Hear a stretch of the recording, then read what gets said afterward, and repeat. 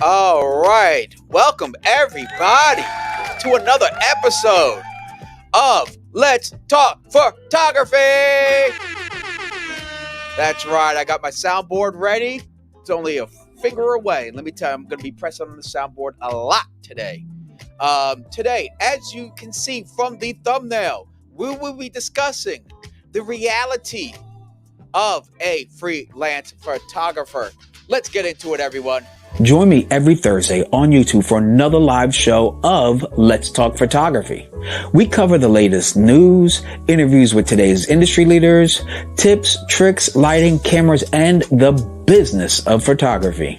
My weekly live stream is all about crowd participation. You're encouraged to ask questions, talk about the cool camera gear you've got or the camera gear you want to get. Hell, you could just join our open panel discussion during our Q&A portion of the show. The cost of access to Let's Talk Photography is very, very low. For today only, I'm hosting a very low price of free $99 to subscribe and press that bell icon to get notifications of my upcoming live streams. Now let's get back to the show. Yes, welcome. You've all have made it another week of photography, hopefully in your own life. So I want to give you all a big shout out for doing just that. And I'm also going to give you, hold on now, open up your digital wallets. And I'm not going to give you crypto, but I'll give you a Mario coin for stopping by. I really appreciate it. There are many ways to support this endeavor. And one of the best and easiest ways, I have many easy ways, but this one is right here, is by following me on the other socials. Because if you haven't already, shame on you. All right. So go ahead and follow me on Facebook. I'm very active on my Facebook page. That's a good place to DM me for questions, or on Instagram, where I'm very well, if not just as active. So go ahead and follow me there, Robert Silver-Photography. I'm on TikTok. I only post about once a day, so shame on me. But I'm there at Robert Silver-Photography, and I'm on Twitter with Elon Musk and all the other crazy nuts at Rob Silver Photog. You can follow me right there. Very easy. One of the easiest ways to support this show. Come on now. There's two. One is by smashing that like, that share, and of course, subscribing to this channel so that you get notifications or at least updates on what I have going on, tutorials I will be posting. I'm going to be posting a new tutorial video tomorrow for you amateur photographers. So I got something out there for you about shutter priority mode. And I have many other things. I will be, actually next week, I think I'm going to be doing my first video about more entailed with the basics of videography filmmaking. Okay, so that stay tuned for that. With our cameras getting better and better, and videography is already integrated into our workflow due to these new features coming out in our camera systems. So I figured, why not start making some videography tutorials, starting with basics. Obviously, understanding codecs, understanding the power of using LUTs or a log in your recording profile, as well as lighting techniques, how to set up a very simple interview with 1, 2 cameras, etc., etc. Anyway, we're going to be going over a lot of stuff, so we'll start with the basics and then grow from there. Again, smash that like, that share, please do. Another way, if you're feeling extremely excited to support this channel, well, I'm not going to stop you. So go ahead and smash that super chat, and you will obviously, your comment or question will be pushed to the front. I will highlight it, as well as very much appreciate your support. And I have a very special sound effect for those that do. And SpongeBob would like to share his thoughts when you support this channel with a super chat. Thank you for your patronage. And there you go. All right. So if you don't, all good. It's all good. I appreciate you stopping by. I appreciate if you just at least smash the like. All right. And just a FYI, I do have merch. That's right. I said it. That said it. I'll say it again. I have merch. And due to the response about 2 or 3 streams ago, I have Composition is King merch. It's right now 10% off. It's very easy. Let me pull it up for you so you can see what it looks like. Um, I'll pull it up right here if I can get to it fast enough. Lord knows if I can, I can't. And here we go. Pull this up. It's very cool merch. Obviously, whatever you can do. If you can't, no problem. If you can, that's awesome too. But I would at least want to give you an opportunity that if you did decide to support the channel, you're not going to be left empty-handed. You're actually going to get something, right, in return for your support. And I always believe in that. Here we go. Right here. Boom, bada bing. Bam. All these tabs. Here we go. So check that out. I have, as you can see, we got the hoodie. Composition is King hoodie. Here's the back. It's got the little Robert Silver logo.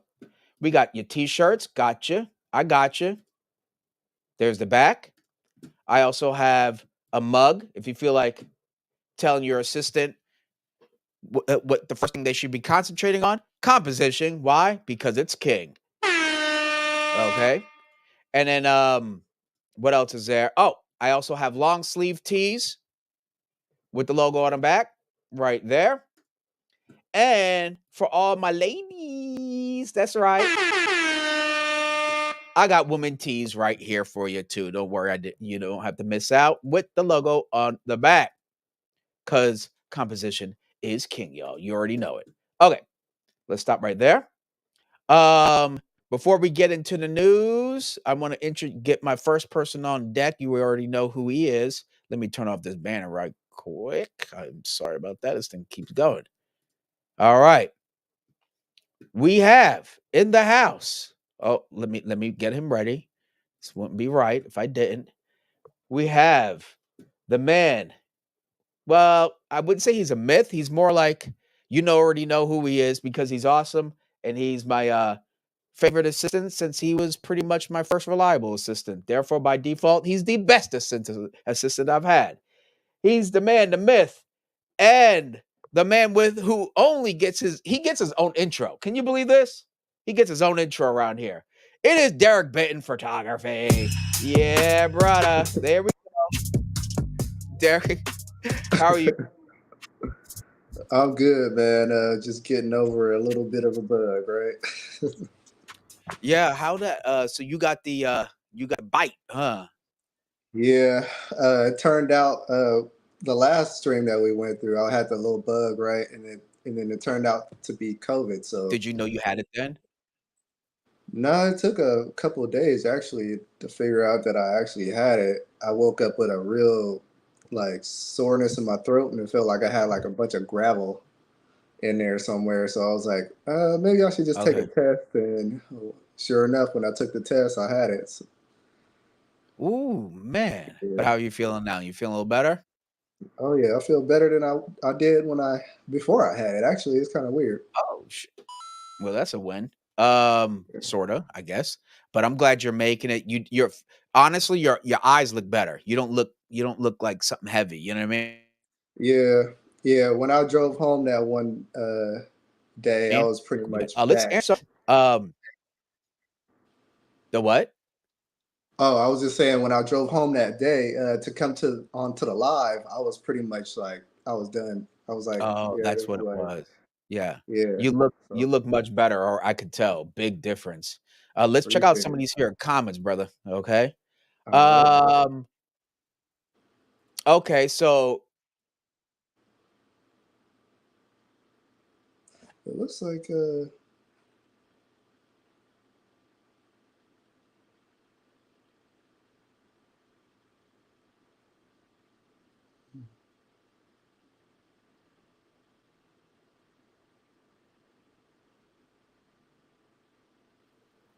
Hello, Derek. yeah. Did something just happen? I I don't don't know. know. I switched to my Wi-Fi just in case. I got scared real quick when I saw that Wi-Fi. I said, "Whoa, whoa, whoa, whoa, whoa!" Uh, and we have fiber. We have fiber optics here, so I'm really like, It "This must shit." have been me. It must have been Oh, me. something happened. Anyway, it's all good. So the topic of today, if you didn't see the poll, was are you a professional and are you an amateur or are you like a skilled photographer who does it? I guess they call it a serious enthusiast. I don't know, but Mhm. you're skilled, but you don't shoot for money, So Roy comes in and says, "We're shooting as a pro since '78." Dang, hold on. And now I'm 85% retired. Dang, that's what's up. Awesome. And Cooley, hey Cooley, thank you for coming on in. I always expect to see your name, so now it's your duty to make sure you're there when I go live. Okay. Saw the poll, not sure what I am. That's why I put three options because I've some people who may not be shooting professionally, like for a living or for a serious side income. Maybe it's like, oh, skilled photographer, but doesn't shoot for, you may have been shooting for 10 years. You just do it for your love. You know what I mean? But you're not an amateur. Mm. So, um, Roy says, I don't qualify for that poll. We should talk about marketing ideas. Oh, that's a good one. Actually, that's an entire stream, Derek, don't you think? Like marketing Marketing? ideas? Yeah, marketing is like one of those ideas where it's just like you talk all day for that. Yeah, you know what? That's a great idea, Cooley. Hold on, let me Mhm. write that down. Look at that, Cooley. You got me writing stuff down now. Let me write that down. That's a great idea. Uh, marketing your photography. Okay, so let's maybe that we'll do that next week. Right? I mean, that could be an idea. We could talk about some ideas. Social media marketing, word of mouth marketing, all these other ways that we do in 2023. Does that make Yeah. sense? Yeah, we're not going to be talking about print ads in a paper, okay? But that's a great idea. Thank you, Cooley, for that idea. Okay. Yeah, shout out to you. Um, Oh, Roy says the poll needed a other option. Interesting. Okay. What would that other entail? Like, what would that be, Roy? Let me know. What would the other like? Who would fit in other? Because you've been professional for 78 years. You're um so what did he say? He said that he's been shooting as a pro since 78. Well, my friend, I would put you as a professional photographer. Just because you're retiring doesn't mean anything. You've made a substantial part of your income from photography for, I don't want to put you out there, but for a few decades, you are a professional photographer. That would be the one I would press on your behalf, Roy, if I were you. You've earned that. Um, Yeah, you were a pro now, Roy, but still, I mean, it's kind of like if you served your 5 years in the military, you may not be a active duty, but you're still a Marine. You're still a soldier. You know what I mean? Like Mhm. you've earned that title. You've put in the work. You've earned your scars, your whatever, and when many others have not. So if you put in a few decades worth of professional photography, dealing with clients, come with the highs, the lows, upsets of expectations or the rewards of it, you've earned that title regardless. You just happen to be retired, which many of us are trying to get to. So kudos to you. I mean, don't you think, Derek? Am I making sense here? What I'm saying, or Yeah, it not? looks like he's more into the skill photographer at this point. Yeah. Because Now that he says 85%. Yeah, he's skilled now, but I would Yeah. still call him a professional. Like if you shot for 3 decades, I would have no problem calling you up for advice Hmm. as a professional today. Does Well, that make sense? I would say he's an expert. Professional means that you are still continuing to make profit on photography, right? All right. So you're there with him. I need to make Yeah. another. I need to make another another No, because 10. skilled photographer for fun sounds like more like it because he said All right. 85% of All right. photography. So yeah, All he's right. still All right. doing at least You what guys like won this one. 15%. You won this one. Hold on. Let me give myself a L. All right. There we go. I lost. It's all good. Hey Chuck, thanks for tuning in. That's awesome. Love when he does. Hold on. I was trying to go live, but I was like on my way to work for Lumix Oh, yesterday, and he went live and he sent me the link, and I was like, I'm literally on my way to work for Lumix because something just came out for Lumix, and I definitely had to get to Mike's camera about that. is it S52X? Yeah, exactly. But don't Mhm. worry, I got a little something. Hold on, brother. Hold on. Let me Okay, catch up with okay. all this. I seen the X Um, at the end one day, and I was like, "What? What is that?" yeah, there's some good stuff from that one. I'm actually very excited. Yeah. Cooley looks like Fabio. Huh. Maybe that's somebody, maybe he's working on somebody's comment. Hey Rakesh, thank you for tuning in. You know, absolutely. Drink a lot of liquid. It froze. Oh yeah, Rakesh. Yes, it did freeze for a second. That's why we were trying to figure it out. So I switched to Wi-Fi in my place here to, and it seems to be more reliable. Sometimes it kicks off, but we have fiber optics. That's why I'm like so mad when things tweak. But it is what it is, you know. Uh, Roy says, other for those of us that don't fit in the options. All right, guys, I heard you loud and clear. I guess we go with other. Let me go ahead and see if I can edit it. No, I can't even edit. You know what, guys? I'm sorry about that. I'll make a other option next time when I think of this. But the poll won't allow me to edit. So another L for Robert. There we Sounds go. good. Learning. Oh, there we go. Professional hobbyist. Oh, that's a good one too. That would be right. But didn't I say professional? But I said skilled photographer, but not paid. I mean, it said he says that he made Professional 50K. hobbyist. He Uh-huh. says that he made 50K this year, so it's still making money, right? That's why I said professional. That goes back to my I thought he original wasn't making argument. money anymore. I Ah, thought he was just kind of, doing his thing. well, he says he's almost retired, you know what I mean? But I would Uh, think he's a professional, to tell you the truth, but that's just me, you know? Um, Philip made it, made a lot in the past, don't work a lot now, so I put down skilled. Super excited to hear more from your perspective on the Z8. That's what's up, man. Thank you very much. Yeah, I'm gonna be doing a lot with the Z8. Actually, I have to hit you up, Derek, because I know you had your stuff. I wanted to do some stuff. I got an idea, actually, a really cool idea to review the Z8. I got a very cool idea. I think the audience will like it. Okay. We got to lock down a Sunday. Well, you said Sundays and Mondays? Sundays and Thursdays. Sundays and Thursdays? You're off? Hmm. Hmm. Oh, so you're off today. Hmm. Oh, I mean, I'm shoot, off man. anyway because I got a quarantine still.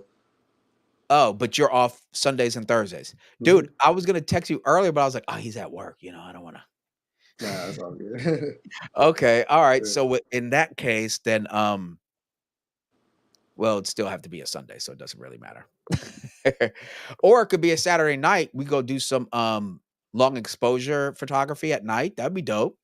Man, Since you're I'm already all in. for trying out astrophotography. I've never done it before, so Okay, Astra, we'd have to drive, but I do know some dope stuff we could do.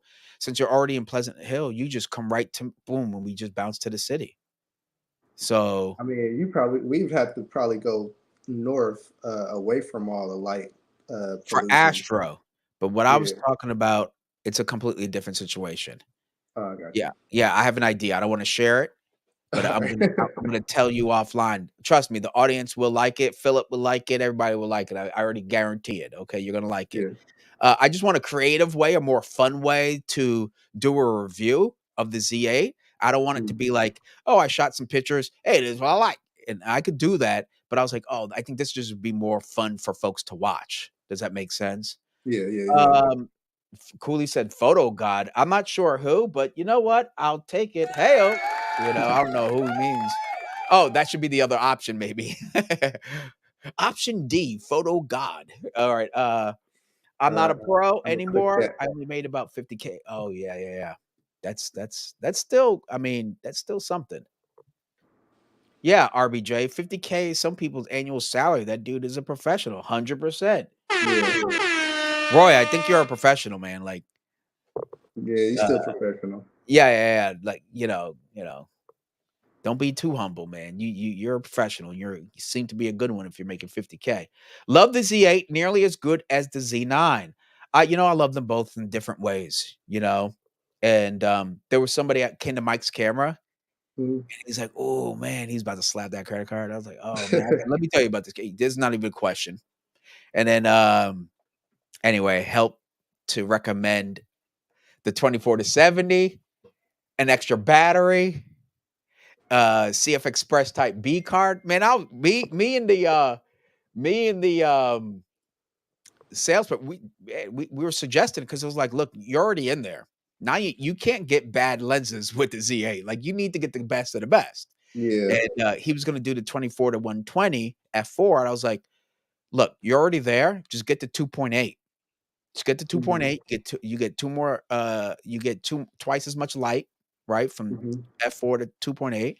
You're gonna get beautiful, better bokeh, yada yada yada. Mhm. You'll be fine, but you'll be happy. That's the one. Anyway, And that's it a was pretty. good range too, because like Yeah, he got like intermediate to like long, did like telephoto, so that's good. yeah. 70 for your 50 to 70 for your portraits. You got the Mhm. 24, 35, 50 for some, environmental stuff. Yeah. Yeah. The 24 to 120 to me, I would get after I have all the other stuff. Does that make sense? Like if I'm putting down 1,000, I might as well get another 1,000, get the professional 2.8 Trinity. Mhm. And then like the 24 to 120 for me is like I'd pick up to if I need one lens for this trip. Okay, that's a Yeah. good average. You know what I mean? Oh, Yeah. we're gonna go to LA for a weekend and I'm just having fun. Anyway, Yeah. that's just me. Um we got a Which drunk one's wedding cheaper? photographer. I feel like a noob each year. Never considered myself a pro or advanced. I'm always learning. Well, then, my friend, then you're in that category, skilled photographer, not getting paid, if that's what you feel is best closest to you. I'm not trying to pigeonhole people. I'm just trying to get a feeling of what you would consider yourself. Mhm. Um, I should have made a section for other for Roy, but everybody else, no. I should make a section for Roy, just like 50K plus earned photographer. No. Here we go. We got Cooley in the house. Been getting the itch for street photography. You know what? That's kind of what I'll be talking about in a minute about like having itches for ways for to stay in love with photography. You know what I mean? And Mhm. that's why, the photo hike and stuff. So here we go. We got Kevin in the house. Hey, thanks, Kevin, for stopping by. I like his picture here. His picture looks pretty badass, doesn't it? Oh Looks pretty yeah. dope. Yeah, it looks pretty raw, Kevin. I like his photo. It I looks think militant. yeah, it looks like he's out there capturing pictures of a gazelle or something. I don't know. You know what I mean? Saving Private Kevin. Yeah, really. I think a pro is paying most of your bills with your work. Side hustling photography doesn't make you a pro. It makes you a hobbyist that makes some money. Well, that's actually a very good point, Kevin. Um, I think to your point, if you're doing it 50% or a large, like a significant portion of your income is photography and you're reliant on that income, then absolutely. Does that make sense, Derek? Like if you shoot once a week and you get 200 bucks, you're then to his point, that is a side hustle like anything else, like Uber, like you know what I mean? But if you're So are you go ahead. saying that a side hustle isn't a profession? Well, technically by definition, a professional means that this is your profession, your way to make a profit, right? Yeah. So yeah, that's why dude, I just put it out there. I didn't expect this how, good Yeah. points from everybody. But that's part of the discussion. So, what do you think? I think a professional is anybody who's making money off a particular hobby or anything like that. You're making money, so that makes you a professional. Okay, but check this out. You make $100. Are you a professional now? I mean, does it have to be Really? consistently? No. Hold on. Hold on. I'm not talking about just the okay. If we're just talking about dollars, you make a dollar, you make X dollars. Mhm. Now you're a professional. I think a lot more comes with professional, does it not? Your ability to create a certain quality of images on a consistent basis, that takes time, it takes skill, it takes trial effort, it takes some losses too. So like, does professional just mean you made $2? And I think to Kevin's point, then it's a side hustle. But a professional consistently can produce said quality of images on a regular basis. So I don't know. Everybody, feel free to, you know, tell me I'm full of shit. I don't know. uh, It says engage in a specified activity as one is main paid occupation rather than as a pastime. So oh, this wait, seems like okay. if you're Where'd you get that paid from? for it, then that Some, means that you're a professional. if you get paid for it, Yeah, but right? Yes. if you get paid a dollar, that's just the scope of it. It's like Yeah, you're but making a you dollar just or you're making 50,000, but you're still getting paid for it. Whether yeah, but somebody like if who's somebody getting get paid $100 a year for something, they're still uh-huh. get paid for it. Wouldn't that still make them a professional? I to your point, a dollar 50K. So Hmm. if I come across a Roy and I'm looking for a photographer and he's oh, I've been shooting for 20, 30 years, whatever, right? More. Hmm. Um, I'm not trying to put you on blast, Roy, but nonetheless, you've been shooting since 78 and he makes 50K. I think my money is best invested in that photographer. I would Hmm. consider him a veteran, a more professional out of the two. I would say, oh, that's the professional. He's not wet behind the ears. He knows the ins and outs. He's gonna come prepared. He's gonna, he already knows what's not gonna work. You So know, that's the difference between successful and non-successful photography, right? If you're uh-huh. a professional, would you be non-successful if you're not making that much, or would you be more successful than the photographer that's making a dollar? You mean if you had the skill behind it? Yeah, I mean, it You're just saying the depends on skill, the but you success. The success is what we're like. That's a caveat that you're kind of putting in there, because well, it's not if you think necessarily the about. success, but it's just the valued lessons you've learned by trial and error of putting Mhm, yourself out there as a professional, right? So you have to take the lumps too. You have to take your L's. We all have them. mhm, Show up and you only got one SD card. Like I showed up and had none. Like I mean, I've made some stupid L's. Or I showed mhm. up and I only had the battery in my camera and prayed to God that it won't go. Remember what happened? We remember when that happened, Yeah, right? I forgot the battery at home and we're like charging it. And, I mean, it was a hot mess, but we made it. But you know what kind of lessons I learned from that? Does that make? And that's but just then through. Mhm. like, would you say a person that does it for a hobby and they do all the things like marketing and then putting themselves out there just like a professional, they just don't get paid for it? Would that make them a professional or would that make them a hobbyist? Well, again, this is a very gray area, and I see people commenting Yeah, and everything. Okay, but to what I think. Oh, that's what he said. He said, "I meant your." Oh, what was his original? He said, "Goodness gracious, jeez, Derek, I gotta keep up with all this." oh Oh, yeah, they're like your kids. Oh, your cameras. Yeah, yeah, yeah. yeah. Absolutely, 100%, 100%. Um, Oh, okay. We are in the Bay Area, in the East Bay specifically, Philip. If you ever came down in the East Bay, for sure. And if I actually wanted to check out Portland for some hiking. I heard Oregon is like a bomb place to go hiking. Mhm. So if we ever, get our ducats together, Derek, take a road trip to Portland, For do some sure. YouTube photography, Philip. I like So Oregon. yeah, I'm down for Oregon. I'm definitely down to check it out. So, Philip, just maybe we could plan something. We could plan something out. I have a Lumix OG that I know that used to work for Lumix that actually got me hired there. He lives Mhm. up there. So I'm all down for Portland, brother. Let me tell you, I really am. I went out Um, there one year, and this guy at the gas station almost put me in a headlock because I try to fill my gas tank. what? Brother, Hey, we don't do self-serve. We like to help you. no, You're not it's gonna let us for real. help You you? can't do anything. Yeah, they say, "Hey, give me your credit card.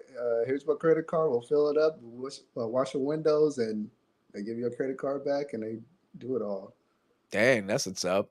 Yeah. Marcus, thank you for coming in on the live. Very much appreciate that, Marcus. Robert sold me on the Z8. Now I'm selling my feet online. Hey,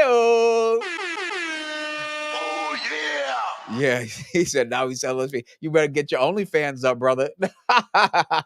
Anyway, John Ishii's in the house. Hey, I was just talking to about John who was that? Earlier today with somebody. I was just talking about the power of YouTube and the community that we have. We have Chuck's AP Studio channel, Photography, and like the camaraderie and everything that's built around it is really, really cool. So I was mentioning John earlier today with somebody. They're like, I was like, being a YouTuber now is so awesome because of the community and support. And so I mentioned John, by the way. Anyway, get a group of street photographers and head down to Tenderloin area. Anyone take the dare, brother? Hey, No, my no, grandmother my grandmother lives over there. It's not that bad. no, it's not that bad. Me, I have like antennae for Oh for yeah, for yeah. crazy stuff. So I'm like, You don't like San Francisco. I I'm like, forgot. hold on. Who's that, brother? I was out to brunch with a certain someone today, Yeah. and I heard some running. I just heard pitter patter. And bro, I snapped, turned her. It was in Oakland, right? I snapped so fast I could have broke a stick. And it was a little kid. And I was just like, bro, I am not playing around. Anyway, You need to get a camera that looks behind your back the whole oh, time. my glasses right here. My glasses. I could be, oh, hold on, you Oh, little. you need some side mirrors for the side of your Yeah, glasses. exactly. All right, guys. Okay. RBJ. He comes in, he says, oh, that's awesome. Thank you, Chuck, for saying hi, everybody. I always like to see everyone welcoming each other. RBJ, because I'm not hiking with Rob. He almost killed Derek. What? Hold on now. Uh, let me tell you, Rob. Let me say this. Here's the thing. I get into hikes, and if I see something that says 15 miles, I'm like, I can do that. Unfortunately, you all are going to be doing it with me. So, make sure what was the best lesson you learned from that hike, Derek? What was that? I think it was like you were like, Come on. oh, that sounds like that's interesting. You want to go this way? And I'm like, yeah, sure, let's go this way. And then next thing you know, you were walking like 11 miles. It's 3 hours, We three can hour do this. walk. Your feet is gone. It's Well, good. dude, Just don't say yes. before we started the hike, I was like, bro, your shoes. Oh no, these are cool. I was like, no, I had like combat boots on or something, It was hiking boots. cool up until that point. Until that point, until the turnaround, right? Until we were That's coming back. it, man. Hey, it was fun. But you know what? That actually is a great segment. That's a great segment. All right. We're getting a little off track, but yet not at the same time. So I have this coming up. My photo hike, everybody. The link is in the description section down below. Come to my meetup. It is free. That's right. It's free. 99. Come. It's an easy hike. This one is not 15 miles this time. But it's 15 miles. The link is in the description section down below. All you got to do is bring a friend, bring a camera. And guess what? I started doing this. I posted it a day or so later. Guess who comes in and says they would like to support this photo hike? Mike's camera. That's right. Yeah. So big shout out to Mike's camera. Nice. All they put the event on all of their Facebook pages. So I made them an admin and it appeared on their all the stores in California. So if Nice. you're happen to be in the East Bay, July 2nd, as you can tell right here, Just come meet up with us 3 o'clock, and you get to hang out with me, get to pick my brain, tell me bad stories, and if you have any dad jokes, that's cool too. Ladies, more than welcome. Absolutely 150%. We got to get more ladies in the game. And come on down, meet me, hang out with us. Derek, Derek, you gonna be there? It's a Sunday. I did this for you. Oh yeah, oh You yeah. little son of a I bitch. could I be did this for there. you. No, I could be okay, all right. representative for Mike. So Oh yeah, oh, hey, that's right. Derek now works at Mike's Cameras. So um and so with that said, hopefully you come meet me. As I said, the link is in the description section down below. Totally free. Totally free. This is a beautiful spot. It's in the Marin County, right north of San Francisco. Beautiful, beautiful, beautiful. Very easy. Most people can do this. I'll say at least 90% of people on average fitness can do this. It's an initiative I want to do to get photographers out of the city, out of the studio, connecting with each other. Cell phones can't work, and we actually just enjoy photography. So hopefully you can come out July 2nd, meet me at Tennessee Valley Trailhead parking lot, 3 o'clock, and let's get to shooting. So there you go. I do want to let folks know I do have an upcoming film release. That's right. For some of you don't know, I actually make films. Okay, believe it or not, I don't talk. I actually make films. This one has got semifinalists, a winner in the Oakland Film Festival, and nominated in the Vegas Short Film Festival. It's called Zoom and Enhance. I shot it all with the Lumix S1H and then Lumix GH6. I shot this last year. Edited myself, did the cinematography, lighting, and I had some awesome help with others as well. Now, you can check out this trailer that's out right now. I just released it a couple days ago on my filmmaking website, Day One Films. You can go to that YouTube channel or click the link tree in the description section down below. I can never say that. It's like description section down below. If you want to check out this trailer for yourself, all right? Because as I said, photography alone will no longer cut it. And that's why I love doing my filmmaking. I like doing both. All right. So man, I that's can't wait to get into it. brother, I'm gonna introduce you as much as I can. uh all right. So let's get to what's the next part? You know what? We got about an hour and 20 minutes left. Let's product highlight. Oh, what was I thinking? Such a slouch. All right. Let's get to it. Product highlight, folks. Okay. Cool. Product highlight of the evening is going to the Lumix S5 2X. Yeah. All right. I just got this puppy in. Look at that. It looks so dark because guess what? They don't do any colors on this one. This Black is on black. It's the black on black on black. You got it. You got it, brother. Now, the Lumix S5 Mark II, the signature is that it's all blacked out. Okay? It's all blacked out. You see that? S5. Well, you see the lens. They Let me take call off. that murdered out. Ooh. Okay. All right. Hold on, brother. I got you. I got you. There we go. Shout out to the Lumix S5 Mark II. Oh, look at that. It's a little X right there. Little X. Little X action. Man. X gonna give it to you. Gonna give it to anyway. Shout out to damn it, you know his name. Anyway, DMX. If I could ever RIP. put this back on. So the kit lens is the 20 to 60 millimeter. So you can see that right there. That's the kit lens. There is a difference between its twin, the Lumix S5 Mark II, right? Obviously, you have the red signature for the S line in Lumix. You have that right there and here. Same exact sensor, same exact everything. Well, almost everything. But this one is just a blacked out version, as you can tell. All right. Now, reason why I'm really excited about this camera because it has the professional videography features I want.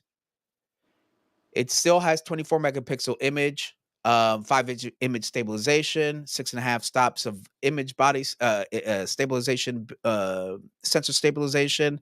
It does up to 7.5 stops if you have a Lumix lens with stabilization, by the way. Hmm. Active IS, two forms of image stabilization, active IS and another one. And it does a bunch of other stuff that I reviewed in a previous video of the Lumix S5 Mark II. But this does it does ProRes and raw HDMI out at 12-bit. What? 12 bit. 12-bit video, baby. That's what I'm talking about. Bro, it does 6K and 4K. All right? I just found out that most in 10 bit. Now they got 12 bit. Bro, it's out to the Atomos. If you have the Atomos right here, sold at Mike's camera, by the way. Go check it out. All right. If you have the Atomos Ninja 5, like I do, what the fuck is that? Oh, okay, that's a smudge. I thought my screen was cracked. I was about to have a heart attack. Anyway, then you can transmit 4K or 6K 12-bit video. What? And for you videographers out there with this the Phase Tech, don't believe the hype. It works way better than most people think. I'm using the S5 Mark II right now to stream, and you can see it snaps back and forth really well. Okay. So, don't believe the hype. 12-bit video. 12-bit video for $2,300. Man, I Okay. bet you those LUTs look real good on that 12 bit. What was that? I bet you those LUTs look real good on that 12 Man, bit. I can't, dude. And look how small it is. Unlimited 4K up to 4K 60 frames a second. It does, of course, your 120 if you want it. I think it goes up I think it goes up to 300. I want to say it does 300 or 280 frames a second, but that'll be at like 720 or something. This thing is a beast. Full HDMI. Okay, you get your full HDMI right there. Hold on, right there, and you get your power port via USB. How I used to stream with it, I just use a USB cable straight from the side of it here on this S5 Mark II, directly to the back of my Mac. Boom, I am webcamming.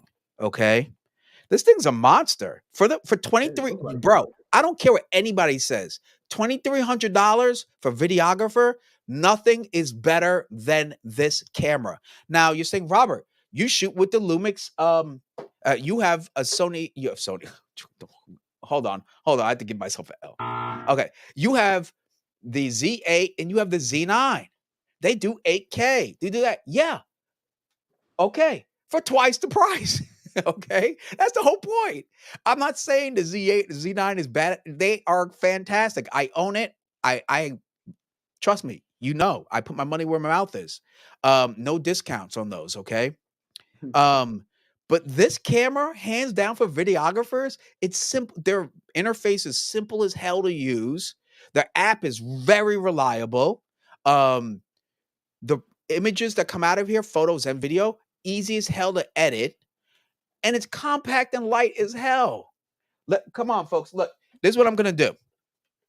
$2,300 for this kind of video features. You have waveform. You have vector scope. You got a bunch of professional features that you're not gonna get from any camera brand for $2,300. You're not gonna get 12-bit video. You're not. Look at this size. So here's the size of the two. This is the Lumix S5 Mark II X, obviously. And here is, Jesus, there we go. So you can see the size difference. Okay. Dude, this camera, unlimited record time, it does up to 6K, 30 frames a second. Open gate. Man, this thing's a beast. I don't care what anybody says. I'll put this camera up against any other camera brand for $2,300. It will have to tuck its tail and go home. That is, you see, I'm ranting right now. I'm gonna have to see that in video. I like really small cameras for video. So just you see the size difference. And we thought that Z8 was pretty compact. Remember that, Derek, when we did the touch? The Yeah, touch yeah, yeah, for dude, sure, compared to the Z9, but look look at the size difference. You can't even yeah. come on now. That's pretty, and it does 12-bit raw video. Oh, shit, you better get out my face. I don't want to hear it. I don't want to Does hear it it. shoot 6K 60? No, 30. 30? Okay. Open So that gate. It does open gate, which is great, and it okay. That's a anamorphic full sensor. anamorphic yeah, an anamorphic D squeeze. Mhm. Um um it does all those other professional features that I mentioned in my previous Lumix S5 video. And but again, the upgrade is that 12-bit HDMI out. Oh my god. That's beast mode. I don't care what anybody says. So anyway, that's enough of that right there. I gotta come up with a little something for these product highlight, like um intro songs or something. I'll figure that out. So that's just that. Oh, the second product highlight is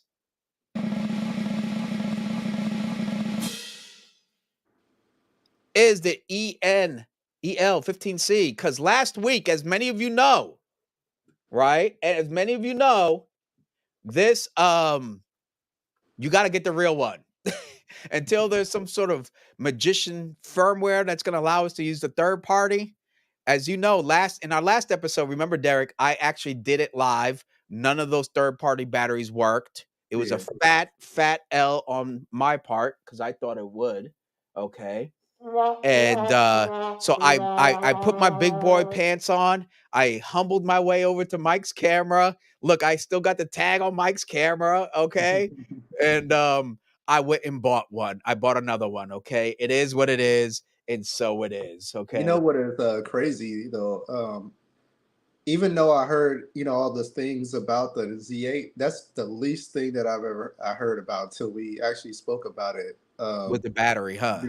Yeah, the battery. So what happened? That was some bad marketing. Well, the batteries are good themselves, right? But the Mhm. problem is soon as it got released a week later, they're like, "Oh, guess what? 0 third-party batteries are gonna work with it." Exactly. Tough Exactly. luck. That's important. Like having your camera work when it needs to work is important. Yeah, well, they obviously just got another battery out of me.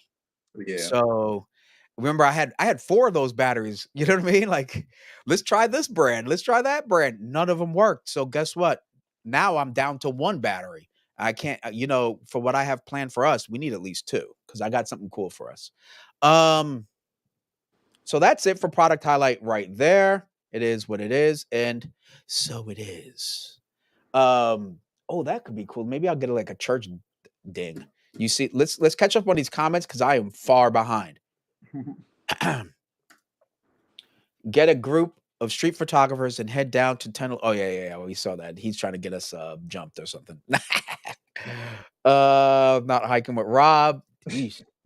That guy sells snaps at the mall and is a pro too. I don't want to be that guy. Yeah, exactly, Roy. That was my whole point. Just because he sells some snaps at the yeah, exactly. Anyway, RBJ says you can be a professional with photography as a side hustle.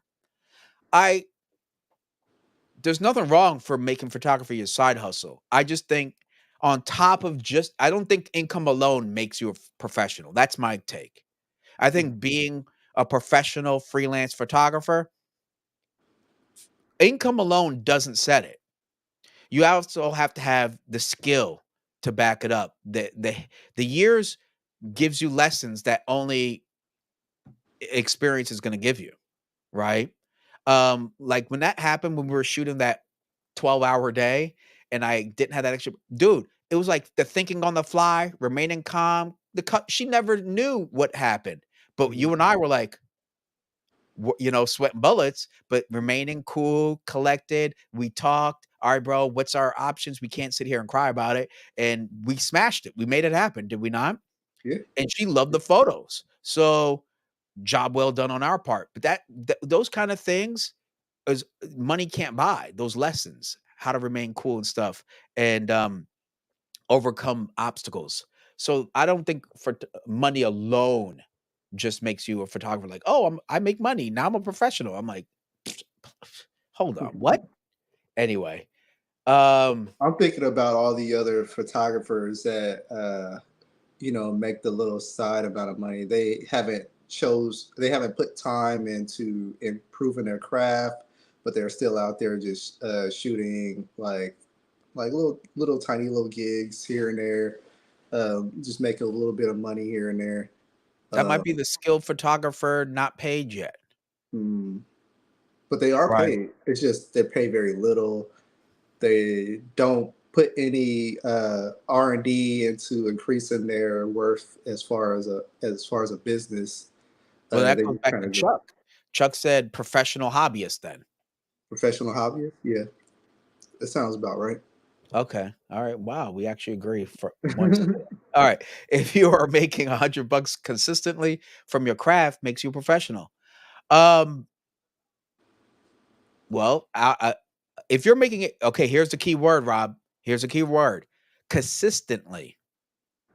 So if you make $100 right now for your first time, does that make you a photographer? I would say no, Nah. absolutely not.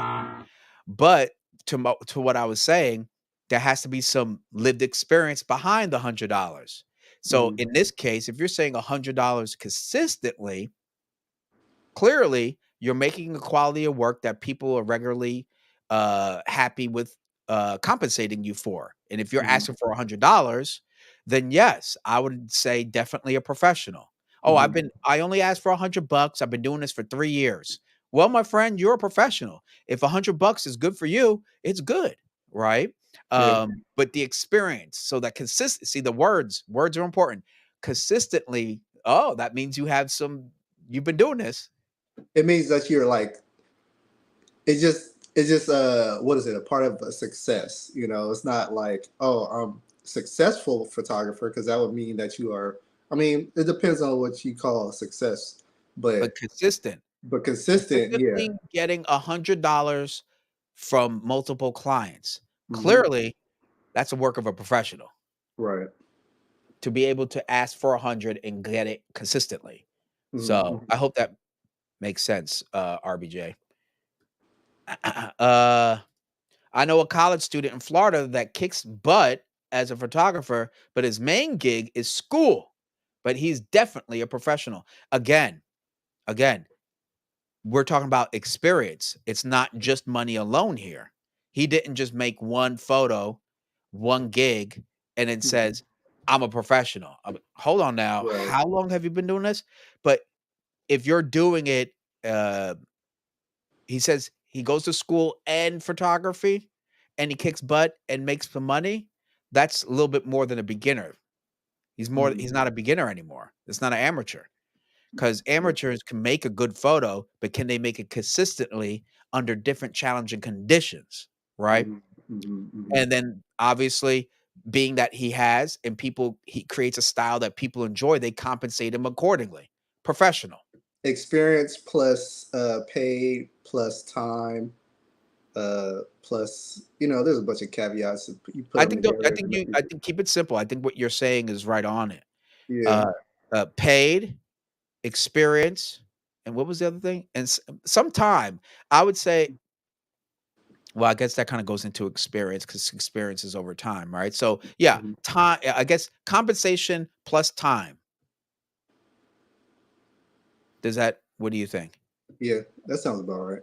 Right? Because experience is gonna get the lessons, the scars, what worked, what didn't work. "Oh, shoot, next time I'll make sure to have 3 batteries, not 2 you know what I mean?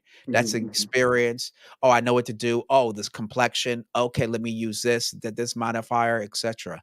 Mhm. And then being paid. So there you go. That's the profession portion of the meeting you brought up earlier. Yeah, I mean, you look at the definition; it's still pretty vague. It's still a bunch of different things combined into Combined. one. Yeah, Yeah. that's why we're sitting here going back and forth about it. Making your living from photography makes you a pro. Oh, well, that was my original definition. Are you making a significant portion? If 33% of your income that you live off of, right? 40%, especially 50%, then you're a pro, right? Now, it doesn't mean in nowadays in 2023, it can mean numerous things from your photography. Like me, I make these videos, I teach, I teach and whatnot, and I shoot, and as long as it's from your photography. Nowadays, I think there's a significant gray area nowadays. You know what I mean? Mm. Um, I'll call Jared Polin a professional. Now, does he shoot professionally full time to the point where it's a significant part of his income? Oh, hell to the no. But his experience and his knowledge has helped him grow a brand where in which he is compensated accordingly for his experience and said knowledge. Does that make Mm. sense? I would call him an expert. An expert, not a professional. Hmm. Okay. I actually can't argue a whole lot right there. So there you go. Okay. Tuck my tail. All right. You got that. You got me there. Yeah. Hold on. There you go. You got me. All right. Chuck comes in. If we were going to get pandantic, oh shoot, about it. Of course, here I don't know how to say that correctly. Derek, you know how to say that? Anyway, about it, then do you have a listed business? Ooh, that's a good hold on now. Yes. All right. All right. To Chuck's point, let's unwrap this a bit. Peel the layer. All right. So you're a professional. So is your business listed? Is it on Google Maps? Is it easily can you find it? Do you have an actual website, not just your Instagram? That's okay. So to Chuck's point, I'm thinking, Derek, obviously, let me know if you agree. Those are traits or characteristics of a professional, right? Hmm. That reinforces, yes, I'm a professional. Oh, you got a business card. Oh, you got a website. Oh, Hmm. you got this. They already assume you have an Instagram, Hmm. right? That's a low bar. Oh, you got a TikTok and Instagram. Well, so does my freaking 7-year-old kid. Yeah. But if you have your business listed um Google Maps, um obviously on Google itself, are you getting reviews? Are you on Yelp? Are you on these things? Do you have an actual functioning modern looking website? I think those are characteristics of a professional. What do you think, Derek?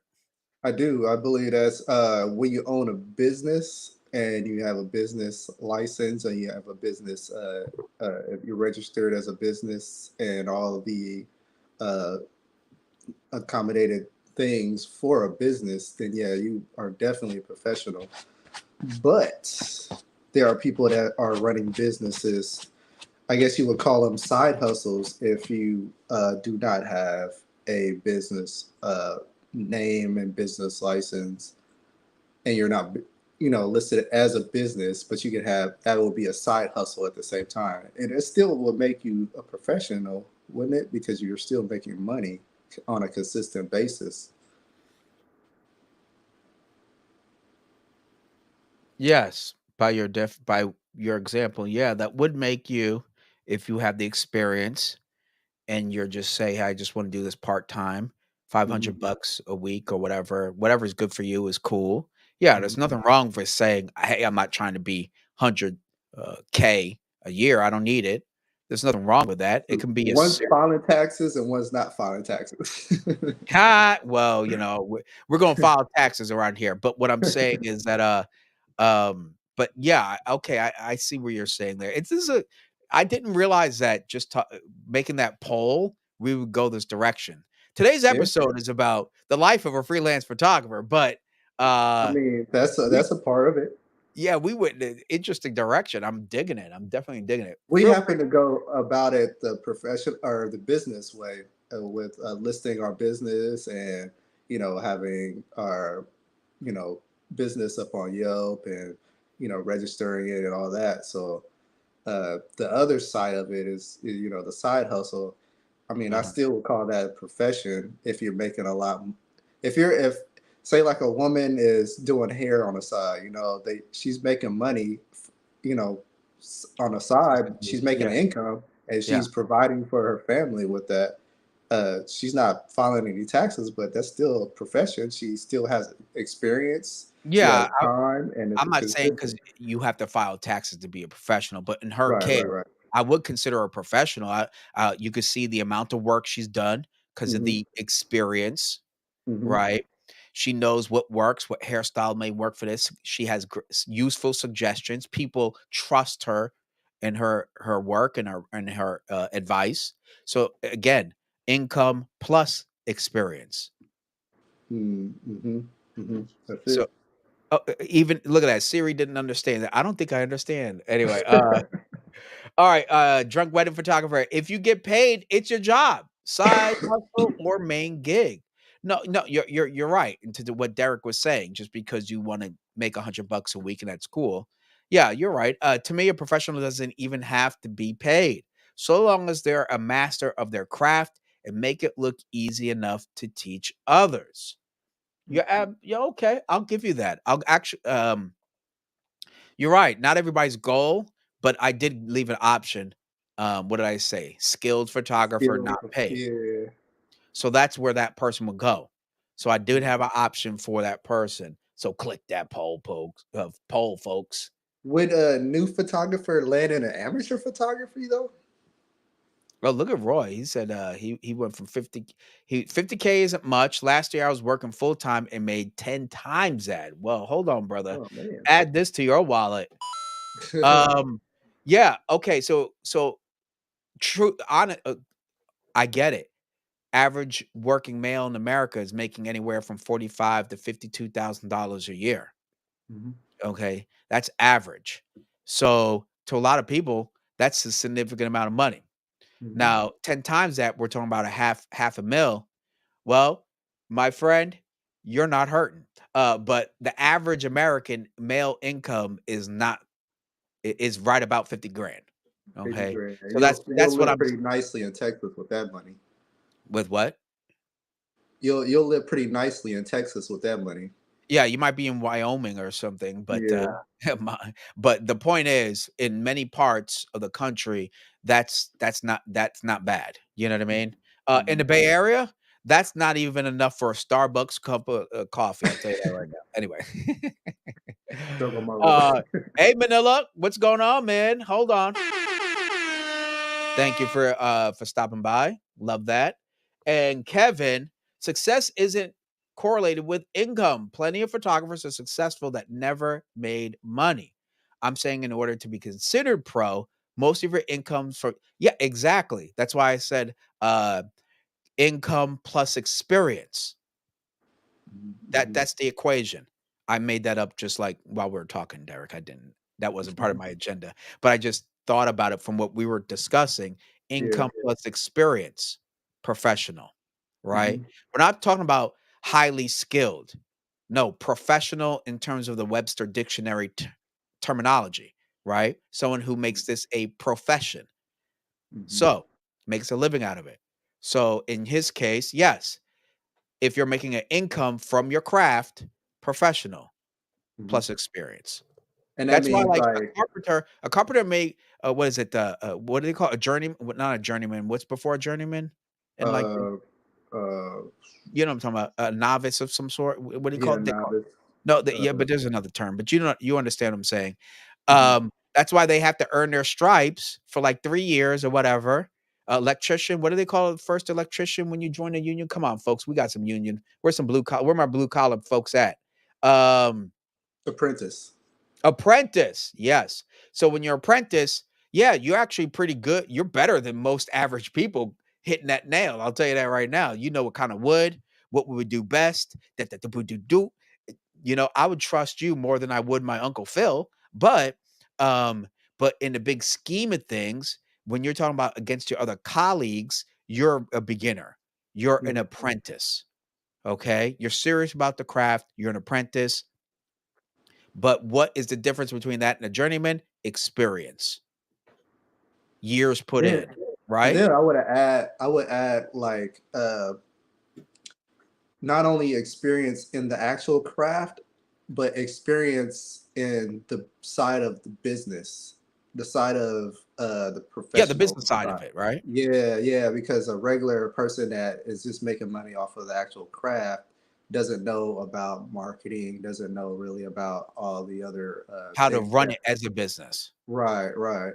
No, you're So absolutely right. it's a combination of those things and being paid for it. And that's why that's why I said money and experience.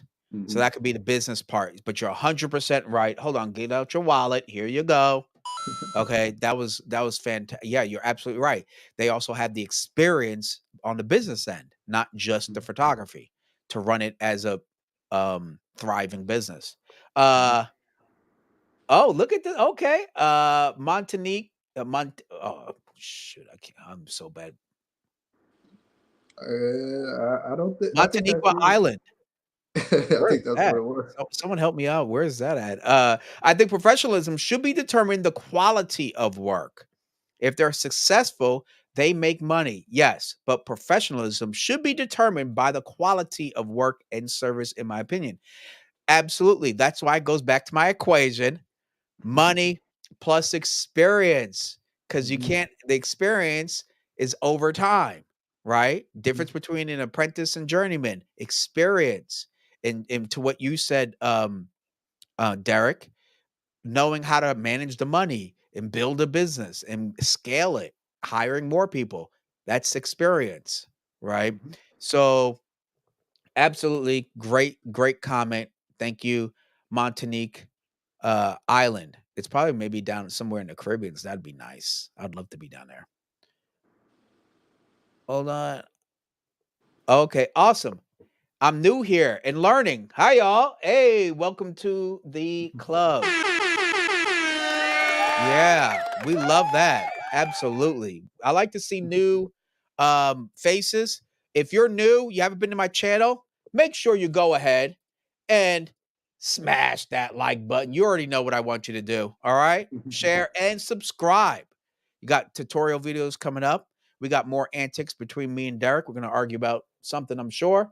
And uh we will be opening an open discussion in just a second, okay? All right. But thank you for stopping by. There you go. Oh, okay. And check out, also Montanique Island. Go ahead and check out these other channels too. Go ahead, subscribe to AP Studios and Vahography on YouTube. You go check them out. They're a great source for photography. And Derek's working hard out here putting up with my bull. Go ahead and follow him on Instagram at Derek Benton Photography. Everybody, make sure, pick up your phone and go ahead and follow Derek Benton Photography right now. That's right, I said it right now. All right, now that was my PSA announcement. Go follow him right now. Matter of fact, I need to switch. I had my sound effect switched to the wrong mic. That was an L on my part. Let me go ahead and switch that mic. There we go. That's right. I said, follow Derek right now. So there you go. I I, hope I I scared figured that's someone. what you was going for. I hope you saw that because I pressed the button. I said, man, that sounds regular. Anyway. Uh, but anyway, that was my PSA announcement. Let's get back to the show. Sorry about that. Let me get back to these comments. They pile up real quick. Oh yeah. Also some. Oh, here we go. We got some good stuff here. Okay. Yes, Apprentice. Thank you. Uh, okay. I gotta see. I gotta scroll up. These comments are going quick. Oh man, Thank they you, got everybody, for these comments. I'm not gonna lie. These y'all are got like, some paragraphs in there. yeah. That's why I'm like, hold on now, hold on. I gotta scroll way back up to last business is professional freelancing with a business. Oh, okay. This is actually a good one right here. Look at that. Chuck says anybody with a photography business is a professional. Freelancing with a business makes you a professional. Business is the key word. Absolutely. And that's why it goes back to like the equation: income plus the experience. That could be creatively and, as what Derek mentioned, professionally, like the business end, handling your business. Absolutely. Um, that's why they trust a journeyman over an apprentice. It's not that the apprentice could be naturally gifted at carpentry or electrician, but the real deal is the experience in a professional setting, right? Yeah. Um, Look at that. A professional is someone that has to put up with the art directors. Oh yeah, absolutely, 100%. I'll give you that. That can be tough, especially dealing with some folks. Because Mhm. when you add other creatives, especially when it's not like your project and you're there to serve someone else's project, that can get a little tough sometimes. We had that client who had ideas, and we're just like we're trying to keep up with their ever changing ideas by the minute, and so that was like, yeah, I like this. I don't like it. I What do like you it. So want? what do you What do want? you want? Exactly.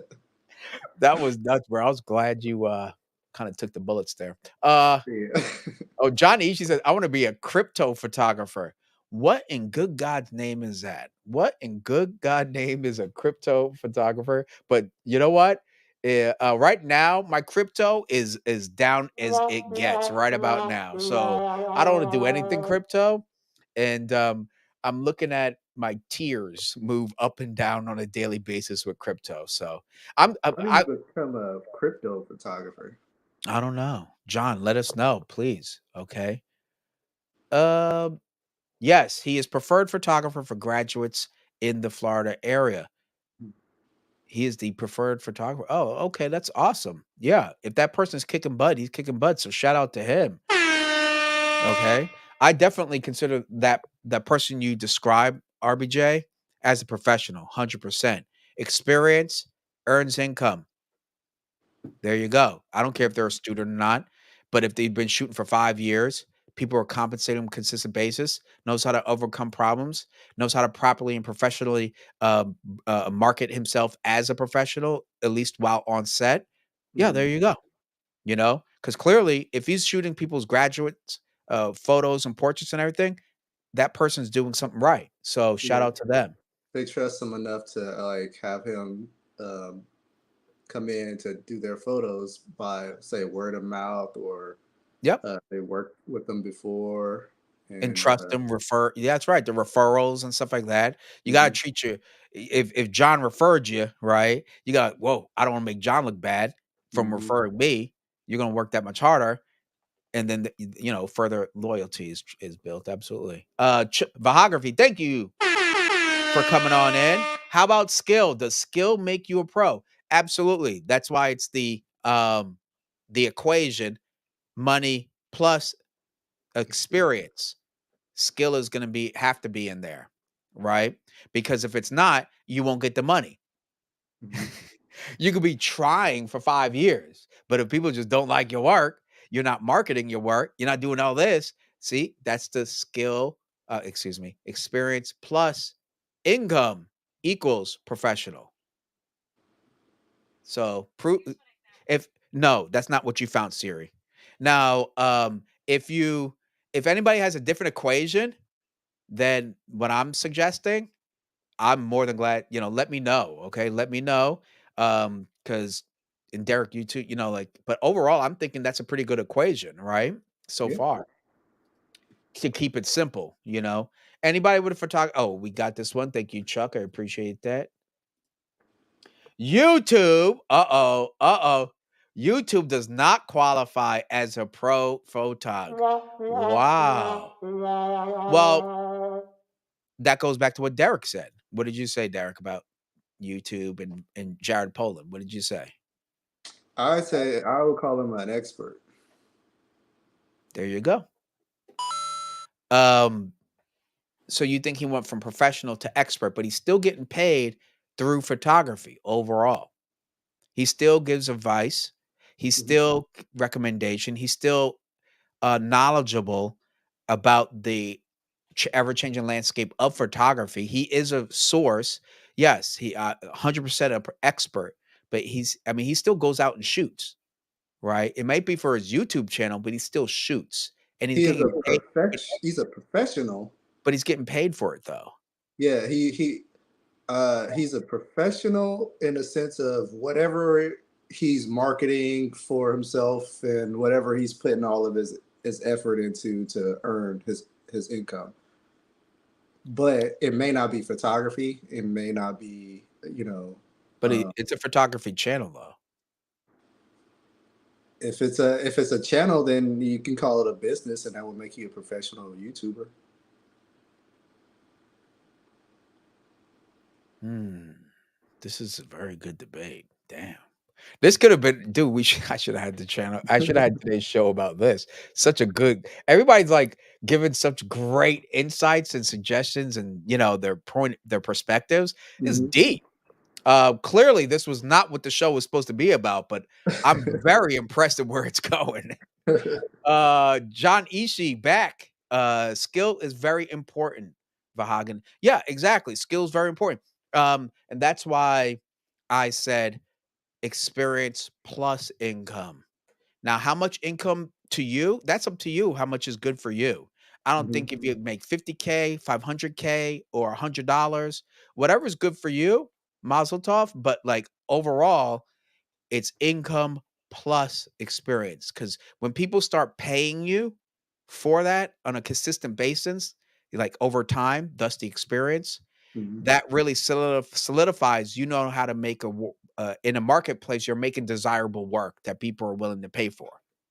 I don't think You're bringing success value to the marketplace. is an equation in that sense of making you a professional or not. What do you mean? Success Skill? just comes with the profession. It just is an outcome of being a professional. Wait, what is the skill? Of success, like the Success. amount that you making from being a professional, the amount yearly or however, that's a form of success. So it's not really Yeah, equating to what makes you a professional. totally. It's a Yeah, byproduct. yeah, That's why I said price alone doesn't work, or yeah. income. It has to be built. It has to be backed up with experience. Hmm. So algebra, folks, income plus experience equals professional photographer. So Because you far, could that's have like somebody that has like that one photo that it just goes viral, and then uh, all of a sudden, people will want to pay for it, and he sells it, and he might have made like $500,000 off of that one photo, right? That doesn't make him really a professional. That just makes it a very good photo that happened to be viral. totally.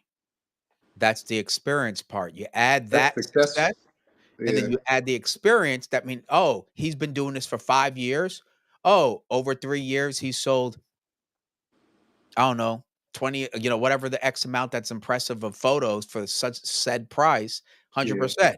But if he sold one for 50 grand and the rest for 1,000, I mean, yeah, that there's, but he's not on that 50 grand echelon, right? No, So, but but he's that's still definitely on his success, way. though. You would be professional because you are selling your Yeah, work. So I have to give you, yeah. you know, That's just a byproduct, like you said. The success doesn't equate to professionalism because you can have that one photo that just goes viral. that's right. That's why, like, if you are like a Bob Ross, your Hmm. photos are going to be consistently, or your work, let's just call it work, your body of work, there's a consistent level of uh compensation or reimbursement for your efforts by the marketplace. They're saying we're willing to pay this on a consistent basis, thus your value in the marketplace is higher. Now, Right. just because yours might be down here, but with experience, if you're consistently getting that $100, remember we talked about that, I Hmm. would still place you as a professional.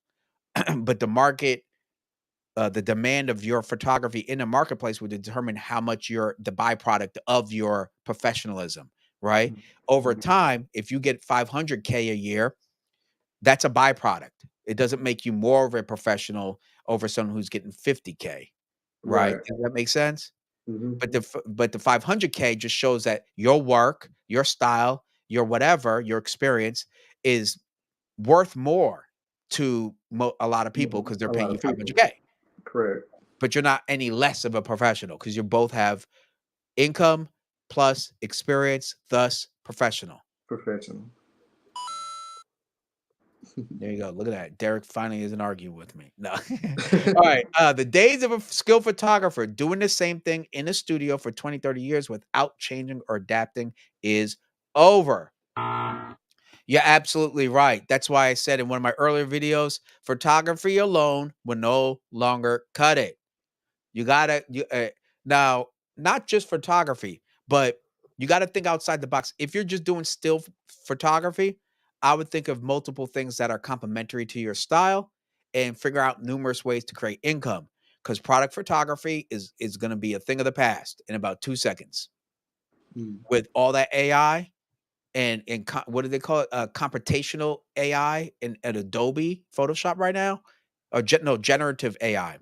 That was mind blowing. Did you see that, Derek? What it could do, I haven't seen that one yet. dude? Okay, after this stream, folks, All after this stream, go check out generative AI Photoshop. Just type that in. It will like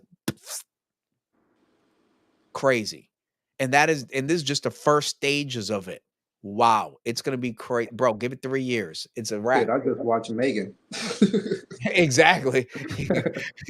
It'll Photoshop and date you. How about that? No. Um, uh, still I meant. Oh yeah. No, I got you. No, you're absolutely real. Still photography during doing the same thing. Yeah.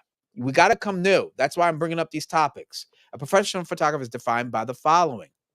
Uh-oh, here we go. Here we go. Here we go. Drum roll, okay? Uh Provide service, deliver photos, edits, invoice, and have to track down said payment for invoice that never arrives in net time. Yeah, absolutely right. Yeah, you're right. Half the time that's what we're doing. We're chasing these people, reminding them gently, giving a little elbow, hello. Oh, yeah, and that's where back to what I said, experience plus income. All the stuff that Compton Design just talked about is, we learned these tricks. We're like, all right, next time I'm going to say you have to pay here. Next time that's why I came up in in my terms. I mentioned I need to be paid in full before I arrive. Mhm.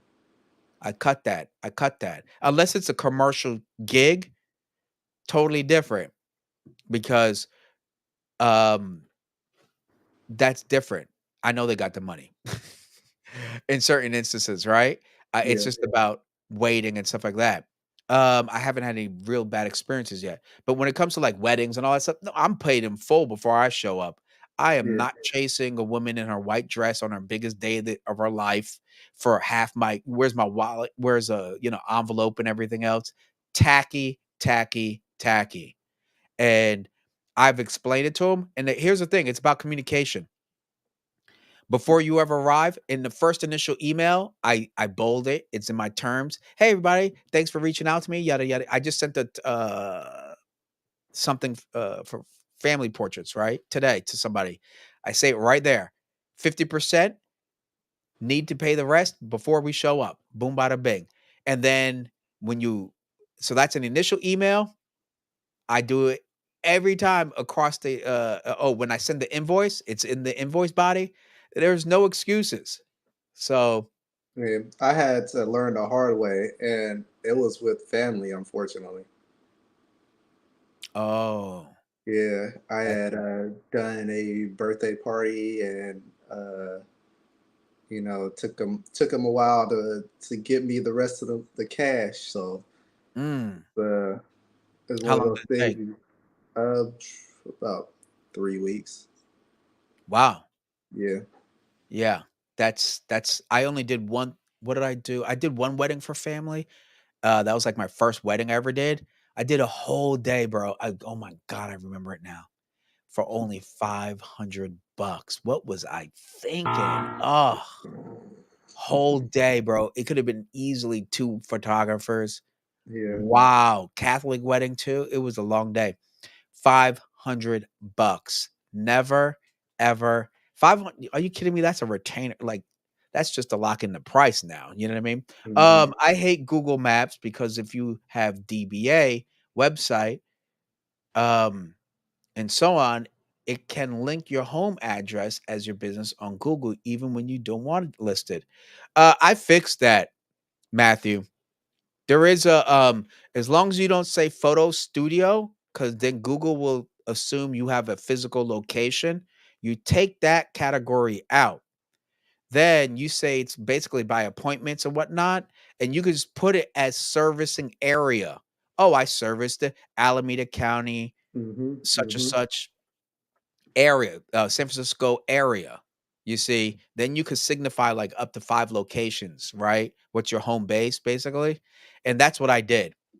Okay. So you can do it on Google Maps because I just did it. I just did it. So make sure that you don't say photo studio or something that requires a physical address. All right. Just say you do services and there will be an option. Kevin says everyone is a pro. Yeah, that's the whole point of how this conversation blew up to it turn into its own show. A- After 2020, Kevin, I know everybody became a photographer like overnight. When it came to pandemic, everybody grabbed their credit card and said, I'm going to be a photographer now. I always wanted to do it. And I saw models all of a sudden, like overnight, turn into photographers, Mhm. posting like, "Look at my new photos," and I'm sitting here with 12 years, like, well, I guess that was for nothing. And you know what I mean? So it's crazy. It's crazy. That's why And we they have could these. just take photos of themselves and they get like success from Oh, it I because know one in particular, dude. I know one in particular, and she gets tons of attention because yeah, of her pictures of taking of herself. And yeah, finally, like a year into she goes, I'm a photographer now, everybody. And she has like this huge fan base because they like looking at her. And I'm yeah, like, and they're all like, with their like a walrus, like a seal. And I'm yeah. sitting there like, what did she do? You know what I mean? I didn't hear anything in the comments that complimented her lighting setup, that No, they were complimented like, her you're like great. You're fantastic. You're that. And yeah. I'm like, oh, Jesus. You know what? Where's a cliff? I need to drive a car off of it. Aliens landed in Las Vegas yesterday. Great photo op. Ooh. I'm not sure what that is exactly, Vahagan, but dude, that would be kind of cool. Hmm. I'm like, what's that? What's that? I don't know. I'll shoot it with the Z8 or something. You know what I'm saying? Just to do Yeah. a test. Look, I caught a UFO at 120 frames a second. Blow up the Have you ever photo. thought about shooting at any like Comic Cons and stuff like that? Honestly, I would be down to go to a Comic Con. I just don't know what I would be looking at half the time because there's so much. Like when I was into comics, we're talking about the '90s, right? Yeah. Yeah, X-Men. You know what I mean? Like, Hmm. but now there's so much anime. I'd be like, who are half these Like, I wouldn't know what I'm looking at. Me You neither. know? So You I'd just be have to go very with out. the I'd have people to that bring you my like. daughter. Huh? Like Star Wars or something like that. You Yeah, just hang out with them. yeah, but I'm not even that versed in Star Wars, to be honest. I'd be, you know, Star Wars, like after Disney and they were pumping out all these Star Wars, dude, I am so lost with these characters. I would know what's the first. The first movie ain't the first. It's actually like the fourth, and Yeah, it's like, oh Jesus, you know yeah. what? I'm done. Anyway. I'm a senior high school physics teacher and love photography, shooting for 10 years. Okay, Oh, so that nice. makes you the skilled photographer, Hmm. no income. Right, Derek? Right Hmm. there. You're skilled, just as good as any other professional photographer. You just happen to just do it for love. There you go. That's for you. And so is this. There you go, Van. Thank you very much. Um, hey Luke, thank you very much for coming on in. Very much appreciate that. Van says, in my 30 years old, in my okay, I really want to become a photographer, I'm going to say. A decent photographer said he can introduce me to this business, but I have to go to mainland China. Oh, interesting. Okay. Why is that? Is there like more opportunity? Maybe. Hey, Right? maybe Maybe you can check out Matt Granger over there. Isn't he that's in right. China? Matt Granger's over in Hong Kong. There you go. That's Yep. right. Yeah. You know what, bro? I would love to go to China or well, not China right now because US and China, I'm not sure what's going on. I don't want to be used as a pawn and like, oops, looks like I gotta brush up on my Mandarin. I'm staying here for a while. RBJ comes in and the hairdresser has the certification and license to do hair, but it's her fourth stream of income side hustle. She's still professional, like Derek said. Yeah, absolutely. And I agreed with that. I believe so, right, Derek? I believe I Yeah, agreed with that. yeah, I believe. Dude, I am wow. I'm trying to keep up with these comments. It's really, really not gonna lie. Folks, Folks, it's really hard. I'm not gonna lie. I am that comment was from 6 o'clock. Okay. Fat L for me right there. Okay. Oh yeah, it was definitely good. You would have to skip some. Man, here's this one is at 6:01. At the time, I didn't have the courage, so I stayed in school. Now I'm 45 years old. However, I still enjoy photography. Yeah, that's what I'm talking Yeah. about, man. There's nothing wrong with that. Nothing wrong with that, brother. Be a ha. Look at John says, be a professional photojournalist and make jack nothing. Whoops. Nope, nope, nope. I There don't we even know how you get into that. dude, I always had this like creative fantasy of like being a journalist, a photojournalist, and Mhm. just being where something like, not that I Protest want bullets and flying at me, but I just thought of how awesome smoke, that is. Huh? smoke and Absolutely. At a people protest, a throwing wild things. and you're literally there capturing history, Hmm. right? And I always thought how admirable that is to be in those putting yourself there. I thought how brave it is. And I think that's great, man, you know? You And can't even walk down the street without thinking somebody rolling up on you. well, in some of some people they're in situations where bullets are flying everywhere, Yeah, right? Like real death, life or death. like overseas. For real, or in the Mhm. in the Middle East or something. But I always thought how admirable and how exciting, and I don't know, but John may be telling me to stop thinking, dreaming those dreams. I might get jack nothing as well.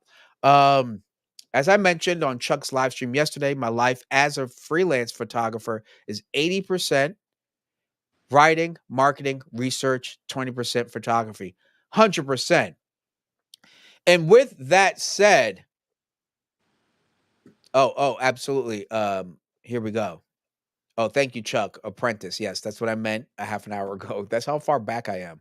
Yikes, folks. Oh, please forgive me. I love all the action going on in the group chat. It's so hard to keep up and hold a conversation at once, right, Derek? And yeah, Yeah.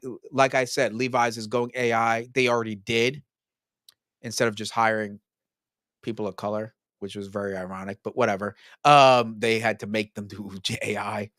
Um, I never shot that at Levi, so I don't give a damn. But Yeah. but I got yes, one sweater. AI, generative AI, that stuff is crazy, bro. All right. I'm never gonna catch up. Nope. Okay. All right. Let's for the last 30 minutes, let's get to the you know what? We actually have a main topic, folks. Okay. Let's get to it. Do I have a man my oh yeah. All right, here we go. Cool. And as I said, let's get to the main topic at hand. God, I wish I had somebody else do all this stuff. I wish you had all these pads and I can like, all Man, right, Dave, they only shut give me limited access over here on this all right. side. Well, folks, if you guys keep supporting this channel, smash that like and subscribe to it.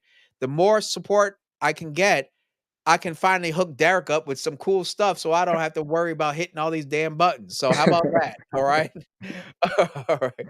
I actually have something in mind that I might have to get you that you can Mhm. have there. And it's not as big as mine, but it's like it has less triggers, you know what I mean? But Gotcha. you can do stuff, you know what I mean? Anyway, Mhm. all right, let's get to the main event, folks. Yes, we're actually supposed to be talking about the life of a freelance photographer, but all of your comments were so awesome, we got lost in the excitement of the conversation. So, first thing, let's talk about the day in the life of a professional photographer.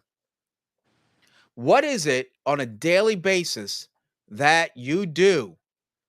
Come on, share it with the amateurs or the folks who, don't or think considering getting into photography full time or want to get to photography full time and build their stuff up to get to that point.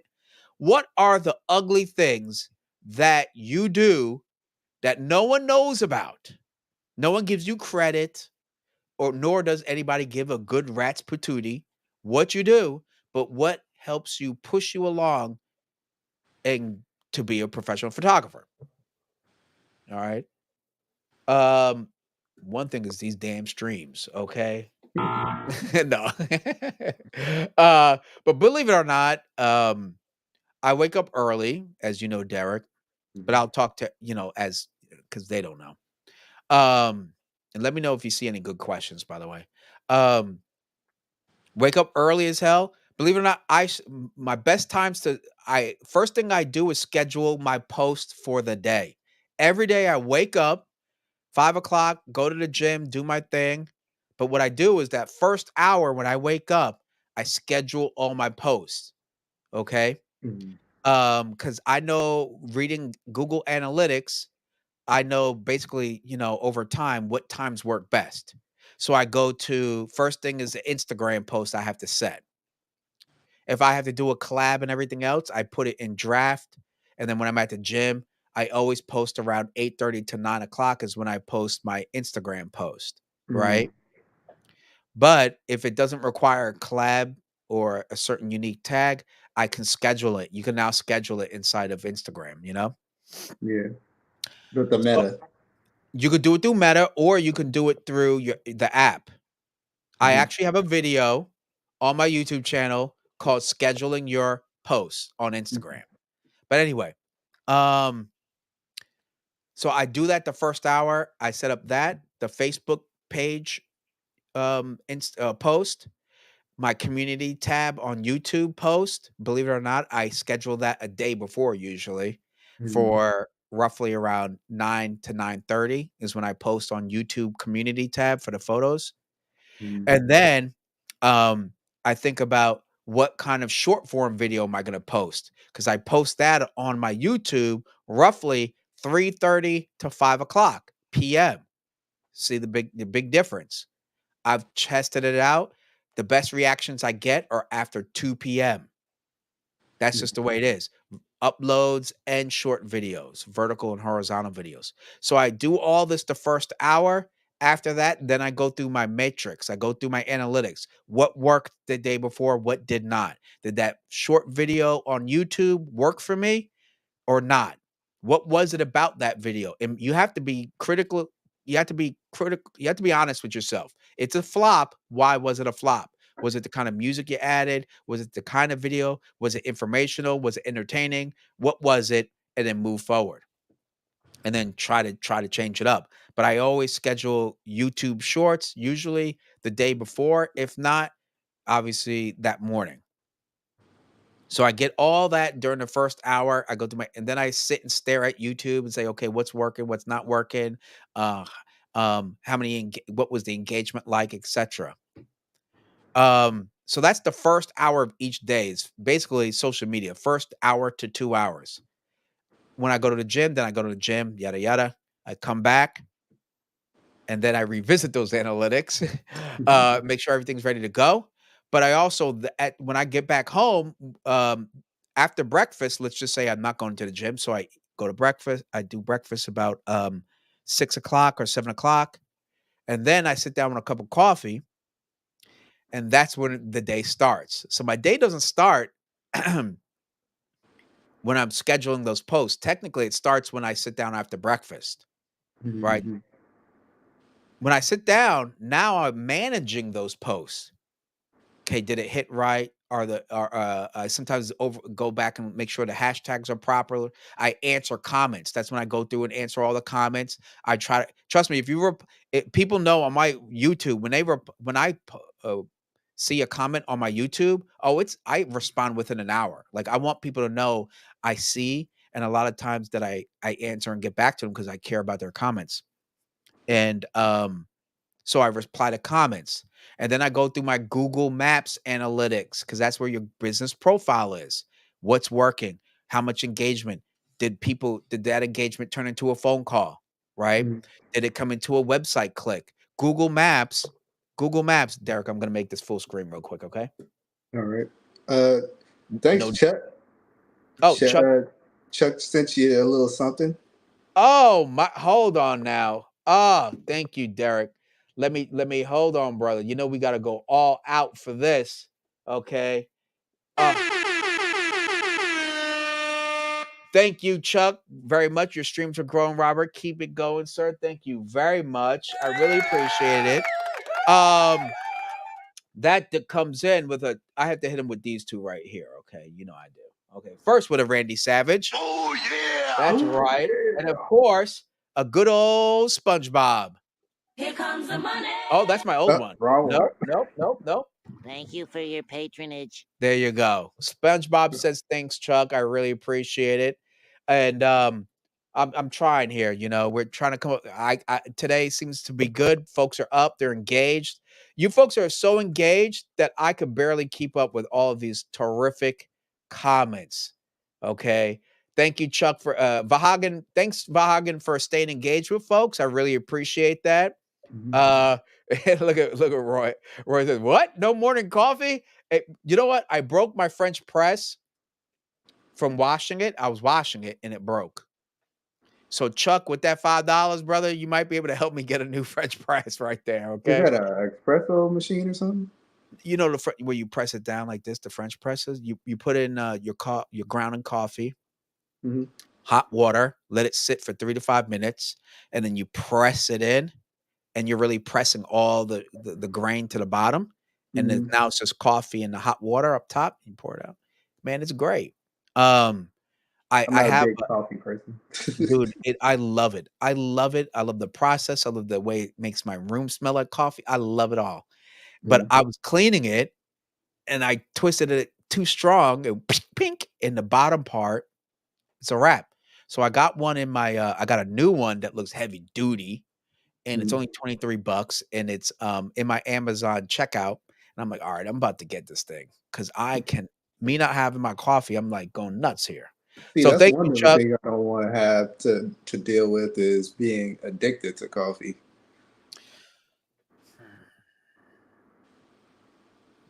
Small price to pay. Okay, so I have no rebuttal. You're right, I am addicted to it, but it is what it is. So as I said, in the morning, so that's what I'm doing in the morning. And then I go through Google Analytics because this is how important folks we'll revisit this in the next episode. We'll talk about the marketing. Remember, Derek, we'll do that next episode. But look at this, folks. Show you right here. Oh, sugar honey iced tea. I can actually show my iPhone on my iMac, I believe. Oh, I'll do that next time. I'll have to set it up, especially for this marketing part. So when you go to Google Maps, let me see if you folks can see this here. All right, can you see? Make your screen bigger. There you go. All right, so when you go to your Google Maps, you see business profile. All right, there we go. Go to Let's see, once I get my face. Business profile. You click on that. Okay, there you go. And now there's all your analytics. Now from here, you can see right here the performance. I want it to be better, of course. Too bad you can't switch it to black See, screen. has all your performances, some other stuff here. Let me see what that is. There we go. You see? So you have right there through Google. This is through Google Maps. They no longer have a business profile app. It's all integrated to Google Maps. Register your business there and it will start picking up all this traffic. Let me see if I can look, I can edit my profile. I can add photos. I could do all sorts of stuff. Let me see if it Thanks, Van Lee. You got a little bit of something from Van Lee. Oh wait, hold on. My fingers. I have to get them ready. I have to get them ready here, brother. I didn't even see that. Thank you very. Oh man, I don't know what an NT is, brother, but I'll tell you right now, I'm gonna take that. Okay. Shout out to Van Lee. Yeah. That was awesome. Thank you very much. I very much appreciate it. Hold on, let me drop a bomb. He's dropping bombs with that 70 NT right there. Oh, that's for you, man. And of course, SpongeBob, our unofficial co-host, wants to say a little something to you, Van. So listen up. Thank you for your patronage. There you go, brother. Thank you very much. I really appreciate it. And unfortunately, YouTube takes about 30%. So that's a fat L on all of us right there. Yeah, Okay. YouTube plan. Isn't that something? Man, they're like, we come up with these great features where we take half of everything. You know? But shout out to YouTube. I'm happy with I love the platform overall. Um let me see here. Do we have anything else? No, no, no. Oh, look at that. My favorite lens holds coffee. And we were talking about that last episode, right? Uh Yeah, yeah, we were talking about the Nikon one and the Canon one and stuff like that. yeah. I had the Yeah. Nikon one. Absolutely. Roy says that the best part of being a photog is that it feels so good to take images you want when you walk away from it. Yeah, you're absolutely right. Mhm. I've definitely I tell my clients, I'm like, you're not going to get a photo unless I like it. And Yeah, they love it. They're like, "Yes, you should be the one. You need to like the photos you're giving me. Otherwise don't give them to me, you know?" right. Um I've even suggested, you know what, you chose certain photos, but I believe maybe this one needs to change to this one. And they Mhm. appreciate that. Just don't tell them they don't know what the hell they're talking about. That might not help you out. The engagement is going to be based in search term. Yeah, yeah, yeah, absolutely. That's why it's important to use thorough titles, descriptions, key phrases. Absolutely. I wouldn't read too much into soundtracks or production. No. The algorithm doesn't care that like my background looks awesome. Mhm. Uh, you folks out there may appreciate it 100%. We're photographers, we're visual creatures. They like that we invest. Like Derek, you're in the same spot, but I appreciate like every once in a while, I'm like, oh, I like the lighting. You know Mhm. what I mean? And being that we're here to like, you come to my channel, hang out, but you would like that I know what I'm doing. A reflection of me knowing what I'm doing is at least taking a minute to set up my background to make it look nice. Does that make Make it sense? professional. Yeah. So, yeah, but but Google doesn't give a hoot nanny about my Mhm. background looking dope. Mhm. Oh, look at that. I like that. Oh, yeah. I wish it did. I wish Unless it they got did. an algorithm that takes aesthetics to heart. I don't know. Yeah. How can you make an algorithm like something? Your thumbnails. Your thumbnail, like you said, your description section and your title and the Yeah, hashtags.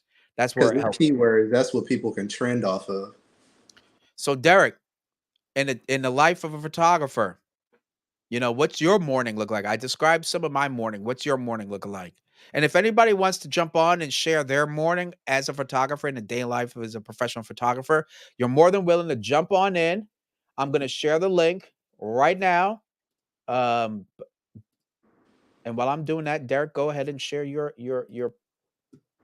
experience. Well, looks like for me, I roll out of bed, fall flat on my face, uh, get my computer out. That's usually where I stick to. And then most of the time, I'm online researching, just researching ways to improve my photography. Also, I check out keywords depending on the actual things that I'm looking for. Say, like I'm looking for a lot of fine art photography. I'm researching fine art photography and also the keywords that are incorporated with most of the different fine art photographers out there. Um, I'm also checking Instagram for different posts and making sure I stay engaged with Instagram. I'm also editing on a daily, just to keep my process, pretty good. When you stay consistent with your editing, you don't have to worry about it when you get a client. When you actually start to edit again, you're not looking for different ways to edit. It just pretty much comes to you right away. Um, I'm also uh, well, I don't have the timestamps like you do, but for the most part, I try to stay a little bit more fluid with my work. Um, so I'm steadily just looking for different ways to improve. And also, I have emails that come in from different clients, possible leads. I'm also setting different concepts for posting on a regular, because you always want to keep posting. That's how you get your clients. They, want to see your work. So I'm coming up with different concepts for my fine art photography. Um, I like illustration. I am an artist by default, so I also like doing illustrations and stuff. I like to draw, so most of those drawings tend to end up being in my concepts, and so steadily just looking for different ways to improve with that. So that's kind of my uh, day in a life as a pro photographer. What platforms do you make sure to monitor? Like, which one are you more engaged with? Instagram, Indeed, definitely is one of them. I also, anything that I post on Instagram goes straight to my Facebook, Oh, because okay. Instagram and You Facebook have are it integrated. connected. And yeah, so like anything that I post on Instagram goes straight to my Facebook. So I get people that come, every now and then to Facebook, because Facebook isn't really like that engaging as far as like having people or clients coming in to ask for what my prices are and whatnot. It's usually from Instagram. Uh, Oh, okay. um, So do you have it integrated to go to your Facebook page mhm. or your regular profile? Just my Instagram, professional Instagram or Facebook page. I have I have two profiles for my Facebook. I have my regular page for just me, and then I Okay. have my professional page. Right on. Okay. Yeah. All right. So it sounds like we have similar approaches in the morning.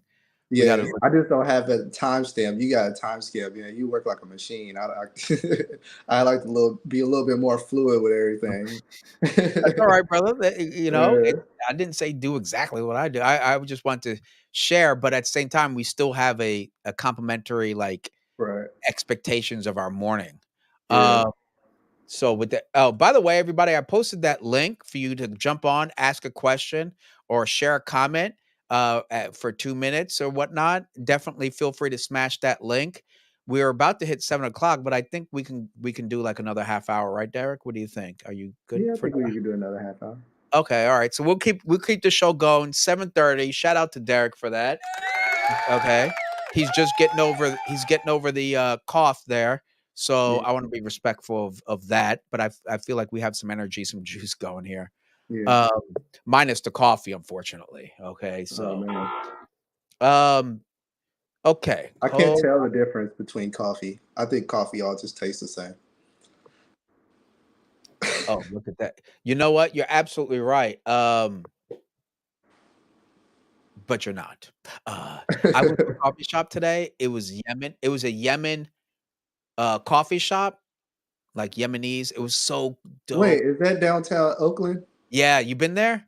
Over by that chicken place across the street? Is it next to like Wells Fargo Bank? I think so. Yeah, Yeah, it's like a down small one. down the street Uh, from the Taco Bell. yes. Yeah, Oh, yeah, you've been yeah. to it. I've Okay. been to that one. Yeah, Yeah, it's pretty it's right cool. there on Grand. Yeah. Bomb coffee. Dude, I had such great coffee there. They're called, you know what? Let's shout them out, folks. Let's shout them out. Let's give this small business. They only got 2 locations. It's Um, so busy in there. Oh, today, well, we went in there early at like 9 o'clock, but Yeah. it was awesome, bro. I loved it. It was my second time going there. And if I could only find them on Google Maps, I'd be good to go. But they were taste so good. It was so delicious. I'm not gonna lie. Shout out to them, even though I'm not getting any credit or anything from them. What do you call it? Not endorsements. It's Uh, a uh, free sponsorships. marketing. Yeah, free Yeah, I'm just gonna sponsorship. gi I'm just gonna give them free marketing, why not, right? It's right there on the website, and I just don't know where to find oh, there 27th, okay, that's Permanente. Oh, Jesus, I don't know where they're at now. I don't know where It's, they're it's at. on the corner of this place and that place. For real. I'm in downtown. Now go up Broadway. Okay, here we go. There we go. If anybody's ever in Oakland, this is actually something worth stopping by Oakland for. You have to make Okay. that screen bigger. Yeah, I know, brother. I got you. Well, I got you, Cooley. Give me a second. Right there. This coffee spot right here is legit. Okay. Forget the Starbucks. What do they call it? Dila Real coffee. cough. Man, this stuff is delicious. Okay. Shout out to the Yemenis out there. Okay. Shout out to you. But that coffee was phenomenal. All right. Let's welcome in Cooley. I believe he's got a comment, question, etc., or just wants to come and hang out with us for a minute. So let's welcome in Cooley's in the house. Yeah. Hey guys. What's Hey. going on? How are you? My work pattern, I guess you call it, is usually evening. I kind of plan out my whole next day, and Okay. then basically anybody I need to contact, I make my little list of people I need to contact. Any ideas I want to trying to hook up with malls to do stuff, little projects I want to do, or I'm big lately. I've really been big into doing fundraisers to help out, like community stuff, things like that, like doing. Like when I did a bunch of senior pictures where they were basically the sitting fee was paid with 2 large bags of non-perishable food, and then I usually give them like a 50% discount on the when the order actually prints and stuff like Yeah. that, things like that. And then I basically, I mean, a lot of my quest has been trying to make the universe a better place. Right on. Well, hold on. Let me add this to your mission. This might help you out. Ka-ching. There you go. And oh, by the way, they have invented something called the Keurig. I'm when it comes to my Keurig, I'm a crackhead. I admit it. So What is it? Wait, Keurig. Oh, that's the machine. Is it that yeah. brand? You put the little cups in, and I make my You know, tea. I make all my crazy different flavored coffees. you know, my Then I have ex flavored was going to give creamers. me that. Yeah, yeah. You know what? I'm not. You're right. I rented a couple Airbnbs that had it, and me and the crew were on those things. We were like filming like nuts. You Is know. it with those Iced, little cups? iced coffee. Yeah. This one's got those little cups. Yeah, the ones you put in and you smash it down and it just And, yeah. yeah. Well, Those maybe are not, but and Yeah. it's I got iced coffee. Woohoo! Yeah. Yeah. Oh, those are great. I still love a good French press. Not to be cheap, but I guess I am. You get more bang for your buck if you buy a little 12-ounce or 16-ounce of ground. You know what I mean? You just get more out of it. My But daughter, I understand. My daughter's into the French press. And it's like 4 days to make one cup of coffee. I'm like, there are a lot of steps, but I like the process. What was my old way? I would actually grind it. So I got a grinder. And I was like, you know what? I don't want it to clean the grinder. I don't want that, but I like the other parts. So I just kept the French press. So it must be the process of it then. Everything that's put together just to make the coffee. It's not really the coffee. you probably get awesome flavor in a coffee that way too. Oh yeah, because you let the ground sit in there for about 3 to 5 minutes, and it really like comes as to one. The ground plus the hot And, water. It and it's just got that smell. You just kind of go, oh man, it's awesome. It's like you're channeling Starbucks. We got somebody else in here. Hold on. Look at this. It reminds me of remember Folgers, that commercial with that song. Yeah, well, waking up.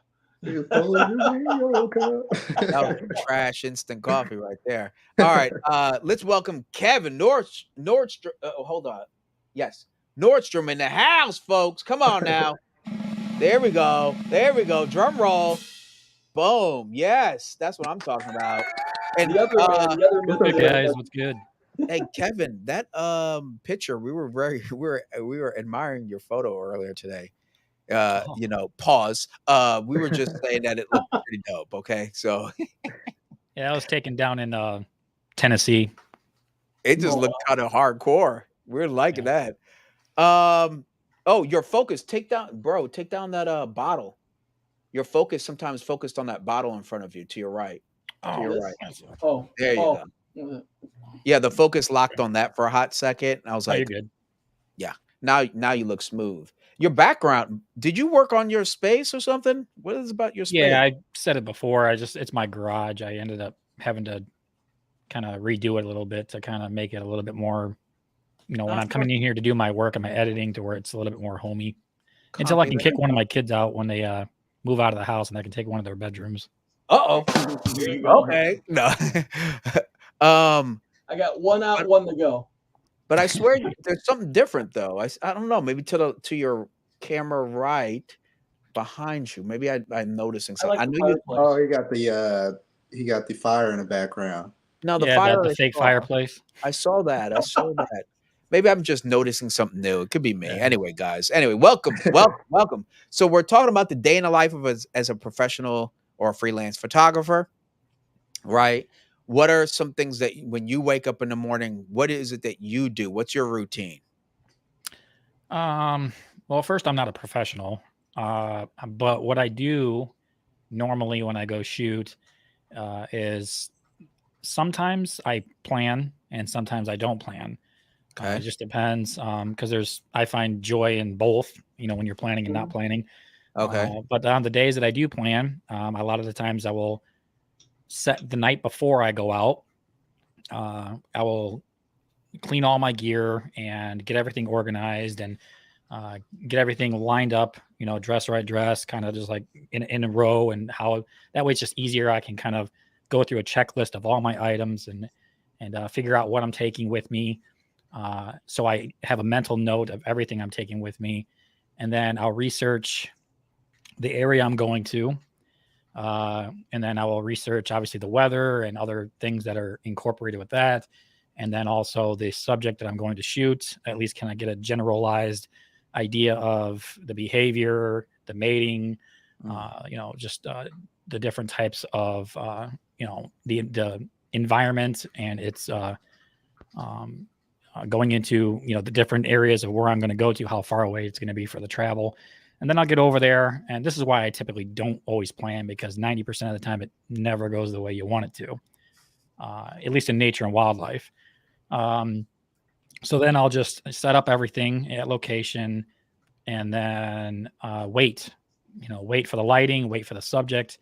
And then typically when I get the shots, if I get anything for that day, I'll come home and then I will first back up everything into, my hard drive and then, stuff like that, take out my SD cards and do all that. And then in the meantime, while everything's downloading and uploading or whatever, I'll clean all my gear again and then go through the checklist to make sure I didn't leave anything out in the field and make sure I have everything.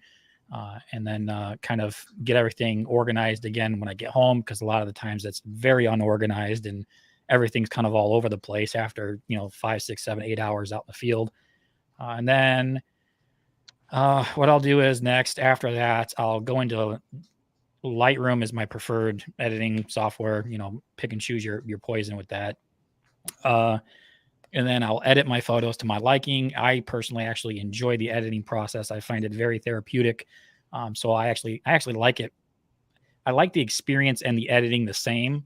I actually don't like, which is weird because a lot of people hate editing. They absolutely hate it.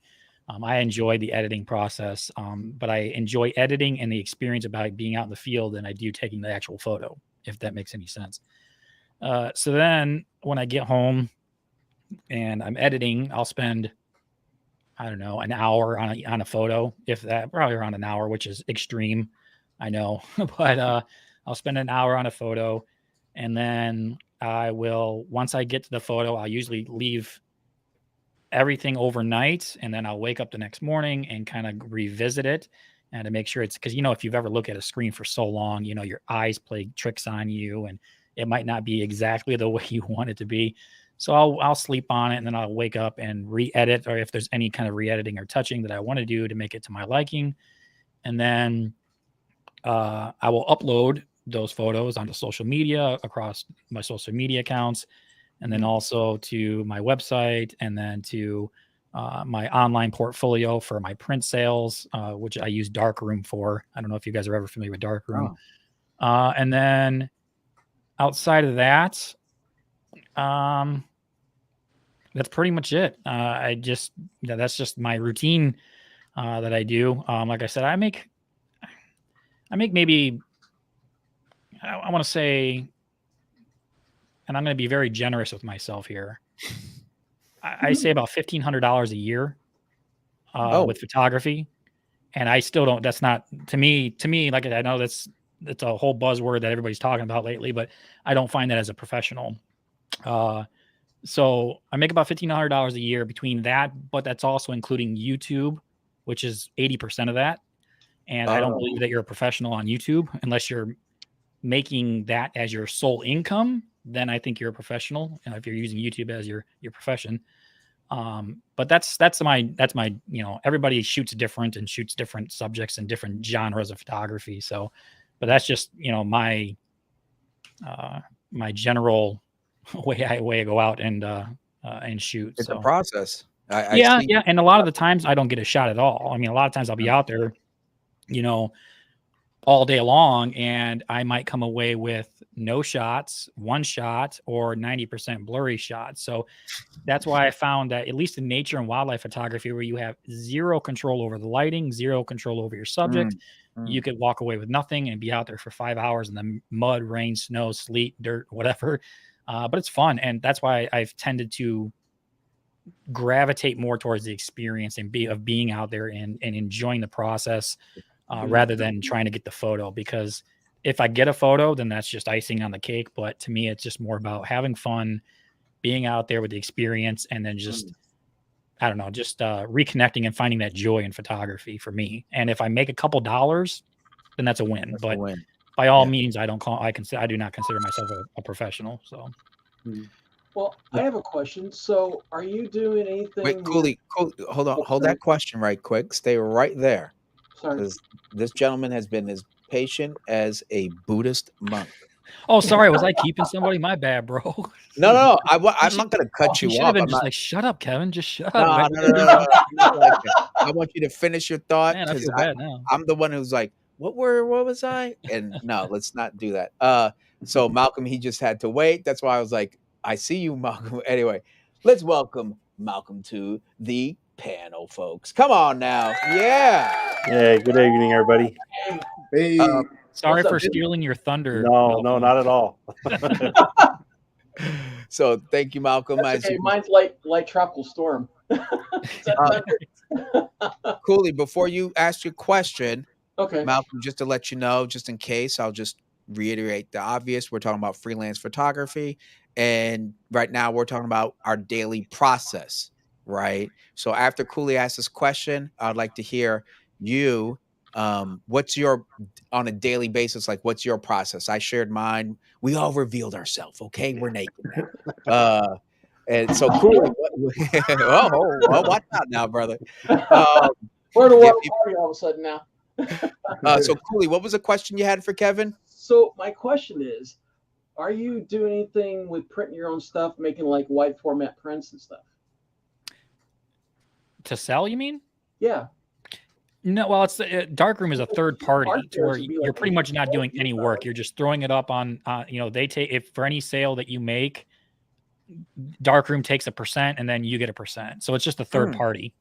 Oh, okay. Oh, yeah. It's not like I have to do anything in house. I don't do any of that. I just throw my work up on Darkroom and they take care of the rest. It kind of has its own algorithm, and then you can also bring traffic to it on your website or on social media. Yeah. It's just a third party. And how much do they take? It varies. I think it's pretty high. I think it's like 20%. Oh, that's not as bad as I thought it would be. Maybe that's not bad. I don't know. But 20% yeah, but it's very few. Like I said, 80% of my income I make on photography. If you want to consider it income from photography, it's on YouTube because my channel is photography related. And I'm like I said, I'm bringing in about 100. I'm bringing in by right now, and it fluctuates. You know how that goes. Yo, boy, I'm bringing in about consecutively about $100 a month on YouTube ad revenue. Awesome. Yeah, that's dope. You have real coins, not my sound effects. That's amazing. All right, Malcolm. So what's your day? If someone said, "Hey, what do you do aside from the actual taking photos? What's the ugly side that you participate in being a photographer?" Having to work a regular full-time job. Oh, wow. Oh, wait, hold on now. I got something for that too. Okay, so there you go. No. So you work full time, right? Yeah, But when you are working on your stuff, what does a day like that look like? Because Kevin shared with us his experience. He's like, "Look, I'm not a professional, but this is my process when I'm shooting or being a photographer at that time. right. Time. Yeah. So big chunk of my time throughout the week is other than just being at home, being a dad and being, like I said, the supporting person of the family. But I am trying to develop a YouTube channel. So a lot of my time is spent, trying to develop video ideas, get ideas written down on paper, and like basically writing out what I want my video to be about, how I'm going to structure it, and then sitting down in the evenings after I get kids to bed, I film it, and then I start editing it, and hopefully have a weekly release. Now, it's tougher than it seems. There's a lot of time involved with that. As far as like the photography side of it goes, I do try to get out at least once every other week or so to just go out and shoot pictures and do something. The biggest problem I have with challenging here is in my region is I'm so far away and displaced from just areas to go. It's all private land, and it's very random spots you can find to pick on the side of the road that maybe looks nice you can get access to shoot. So I like doing landscape photography, and the other thing I do enjoy is astrophotography, and those are some of the things I've made money at making selling prints is astrophotography, and that's just showing my work to people and say, hey, that looks really nice. And I've had a couple people that have bought some nice metal prints I've done of the Milky Way or stars in general, stuff like that. And that part of it is very rewarding, very fun to me, and that's what I want to expand. And I've always, even like, because I'm not a professional, I have a side business that is the videography photography that I can be hired out of, or I have a channel for that income to go into that I'm building it toward. But it's minimal at this time, and it's minimal because of my time away from it, because I can't just commit to it. And as much as I want to, it's just not going to be a reality until I get something actually rolling in the background more consistently. Oh, So I understand what you mean. I was just talking to somebody yesterday. A gentleman went to Mike's camera, and ironically, that he said the same thing as you. It's like, there's a give and take, and I totally understand. Um, for me to do what I do, I also have to cut so many corners in America 2023, so much like I'm a Ginsu, expert over here, just cutting all sorts of ways. I couldn't do it if I had a family. If I had a family, my daughter's grown, she's 22, she's pretty much floating and doing her thing, coasting, if you will, and she's doing great. But it's just me here. I don't have a cat or a dog.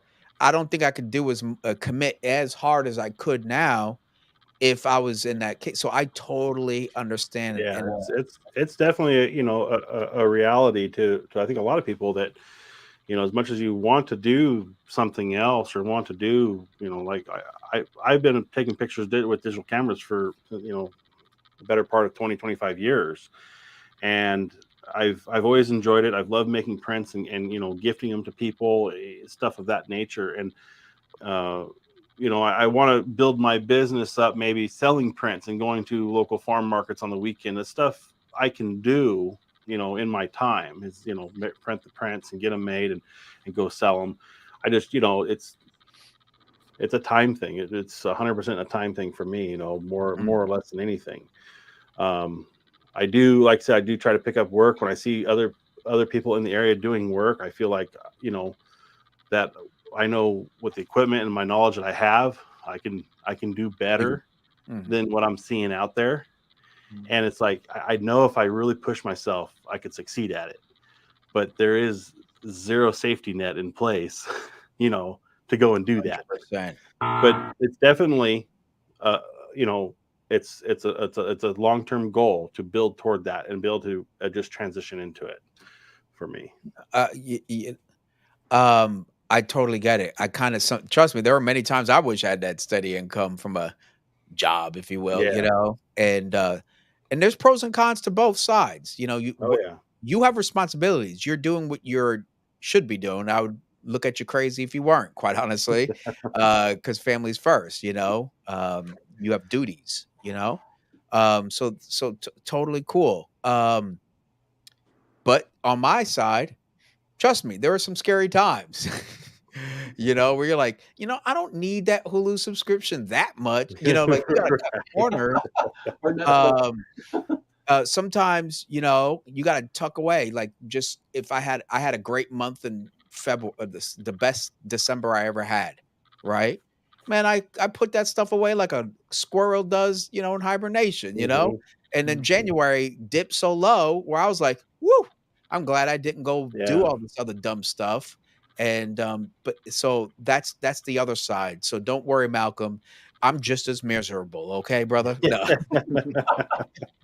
So I do have a question for you guys tonight, and Yeah.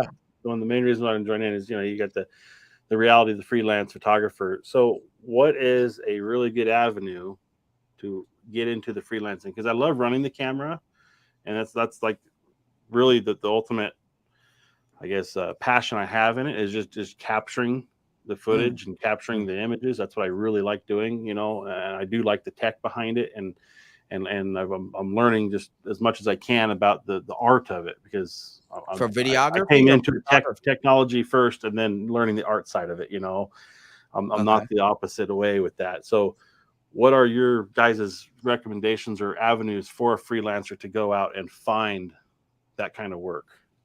Now, okay, first, before everybody answers, Okay. jumps in here, we're talking about photography, not videography, right? Yeah, well, to me, yeah, we can talk photography on that side of it. Because Okay. I like taking pictures too. I talk footage because videography is my main focus. But I Okay, do copy. want to take pictures also.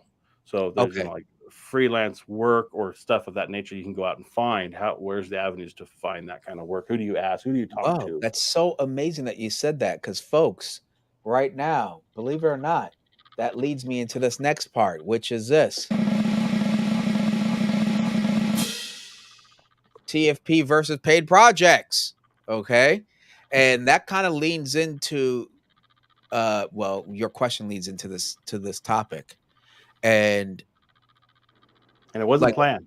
it wasn't, yeah, I didn't pay him, folks. So is your question is your overall question like how to jump into like get client work? Is that what you're trying? I mean, because I don't understand the question all that I well. get, from my perspective, it's I can put out ads on Facebook all day long, and those don't ever go anywhere. To try to line up some client work or do like professionally, like get into real estate or getting into the automobile business or getting into I'm not really a model person, so I know a lot of you are model photographers, but it's where are those avenues that you can try to search or find those at? You just go around knocking on doors, put your work out there. I know, but Okay. Here's the thing.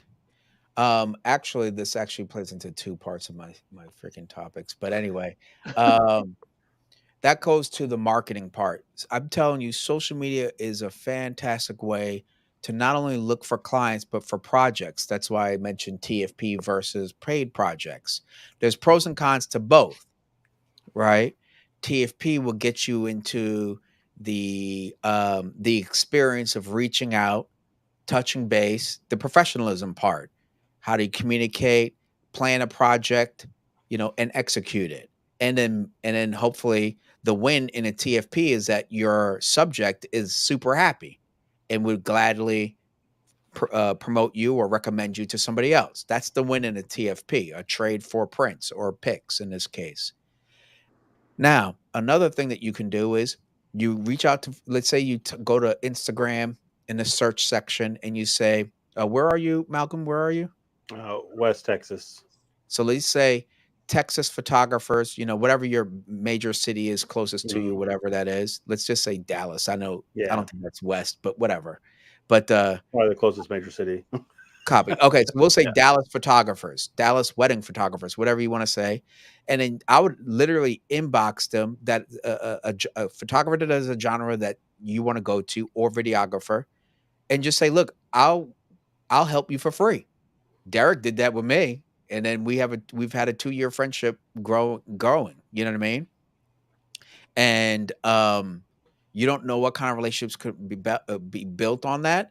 First of all, it shows initiative. Like if when Derek came to, he was like on time, he was hungry, he was ready, um, never complained.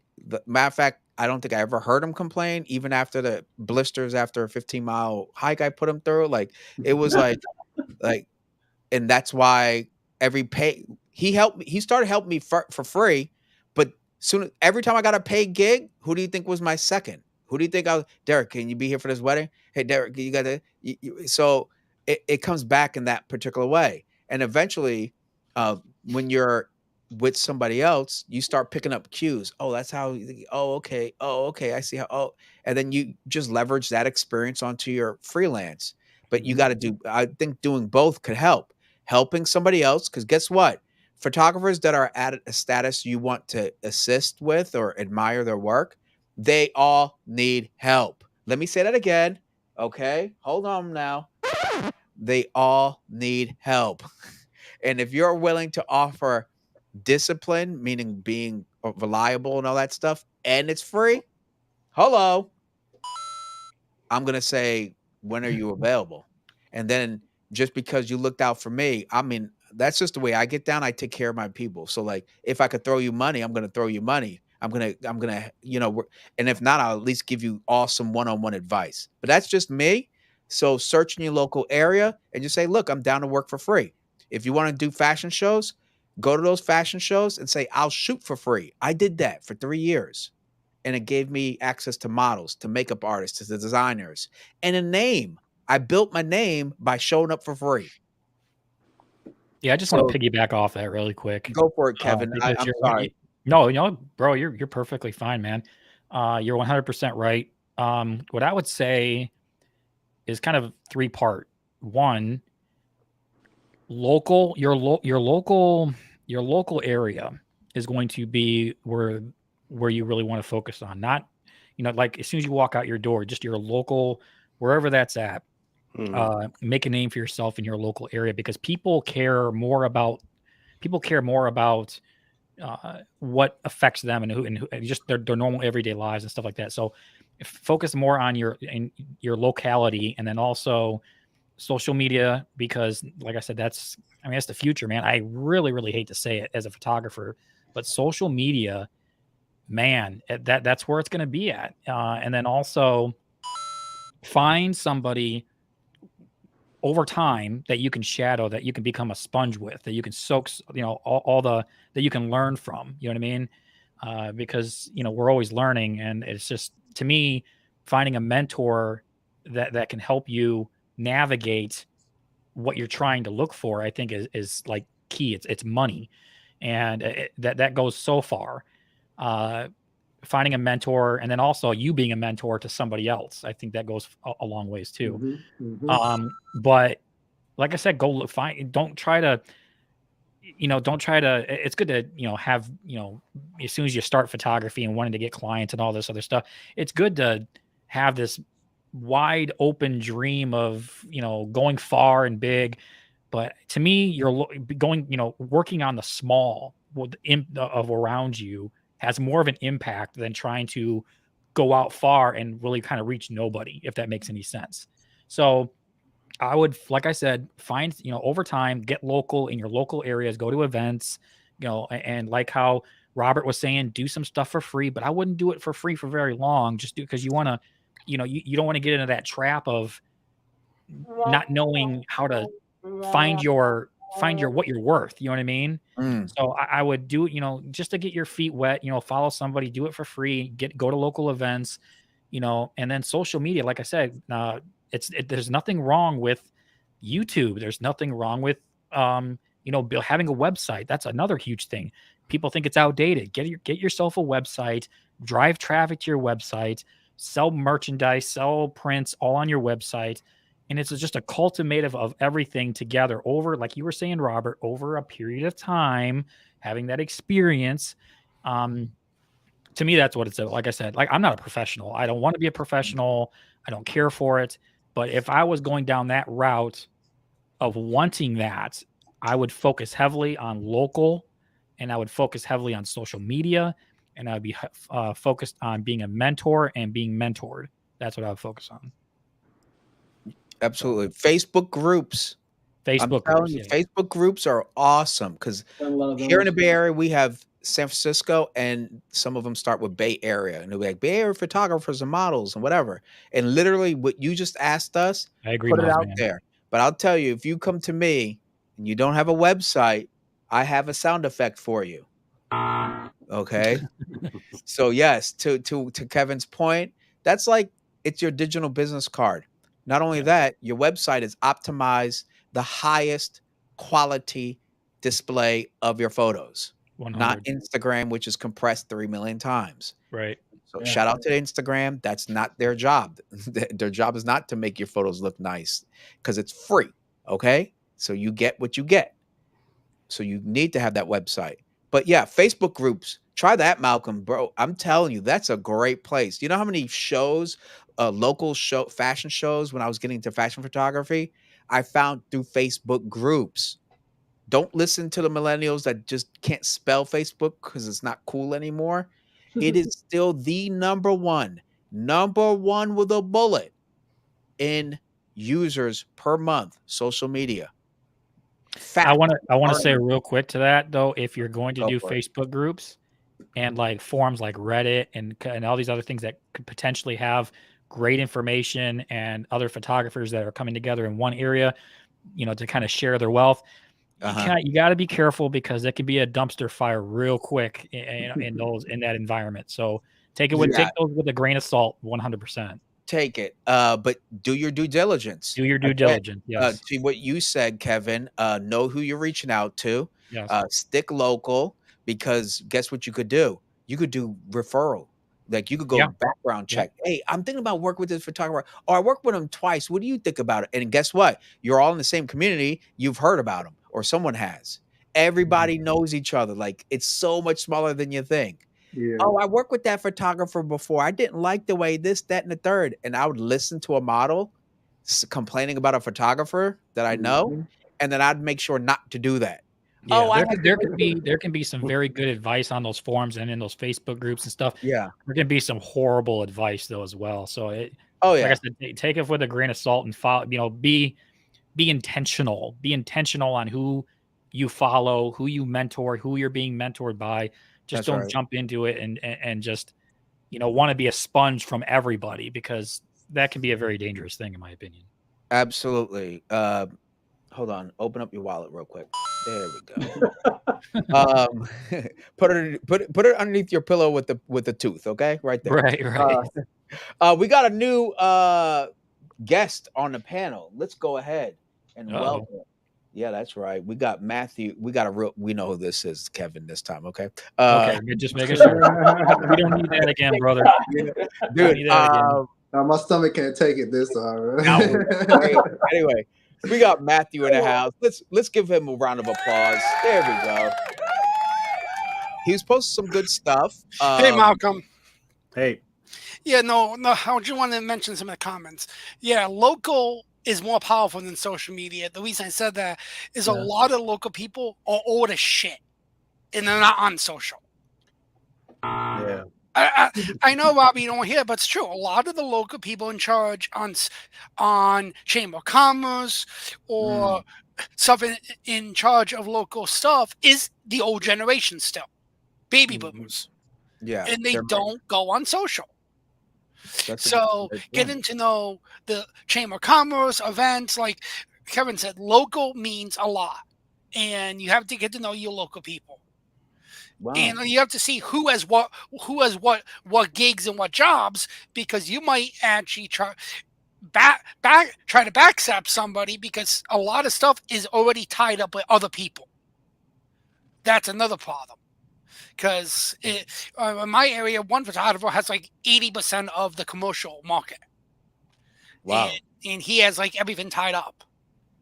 It's hard because he knows everybody. Mm. And they all like his stuff. And they Yeah, all like and him and his wife been doing it for 40 years. Oh. So I mean, that's the problem. In a lot of markets, you have to see who's doing what. There might be some gaps you could fill. But it depends on if you live in a small area or a huge city like Robert. Got it. Small, like Kevin was saying, small areas, you have to know everybody. It's a small town environment. It's just easier to make a name for yourself if you're concentrating on trying to make the most impact in a small area. I'll be right back, everybody. Okay.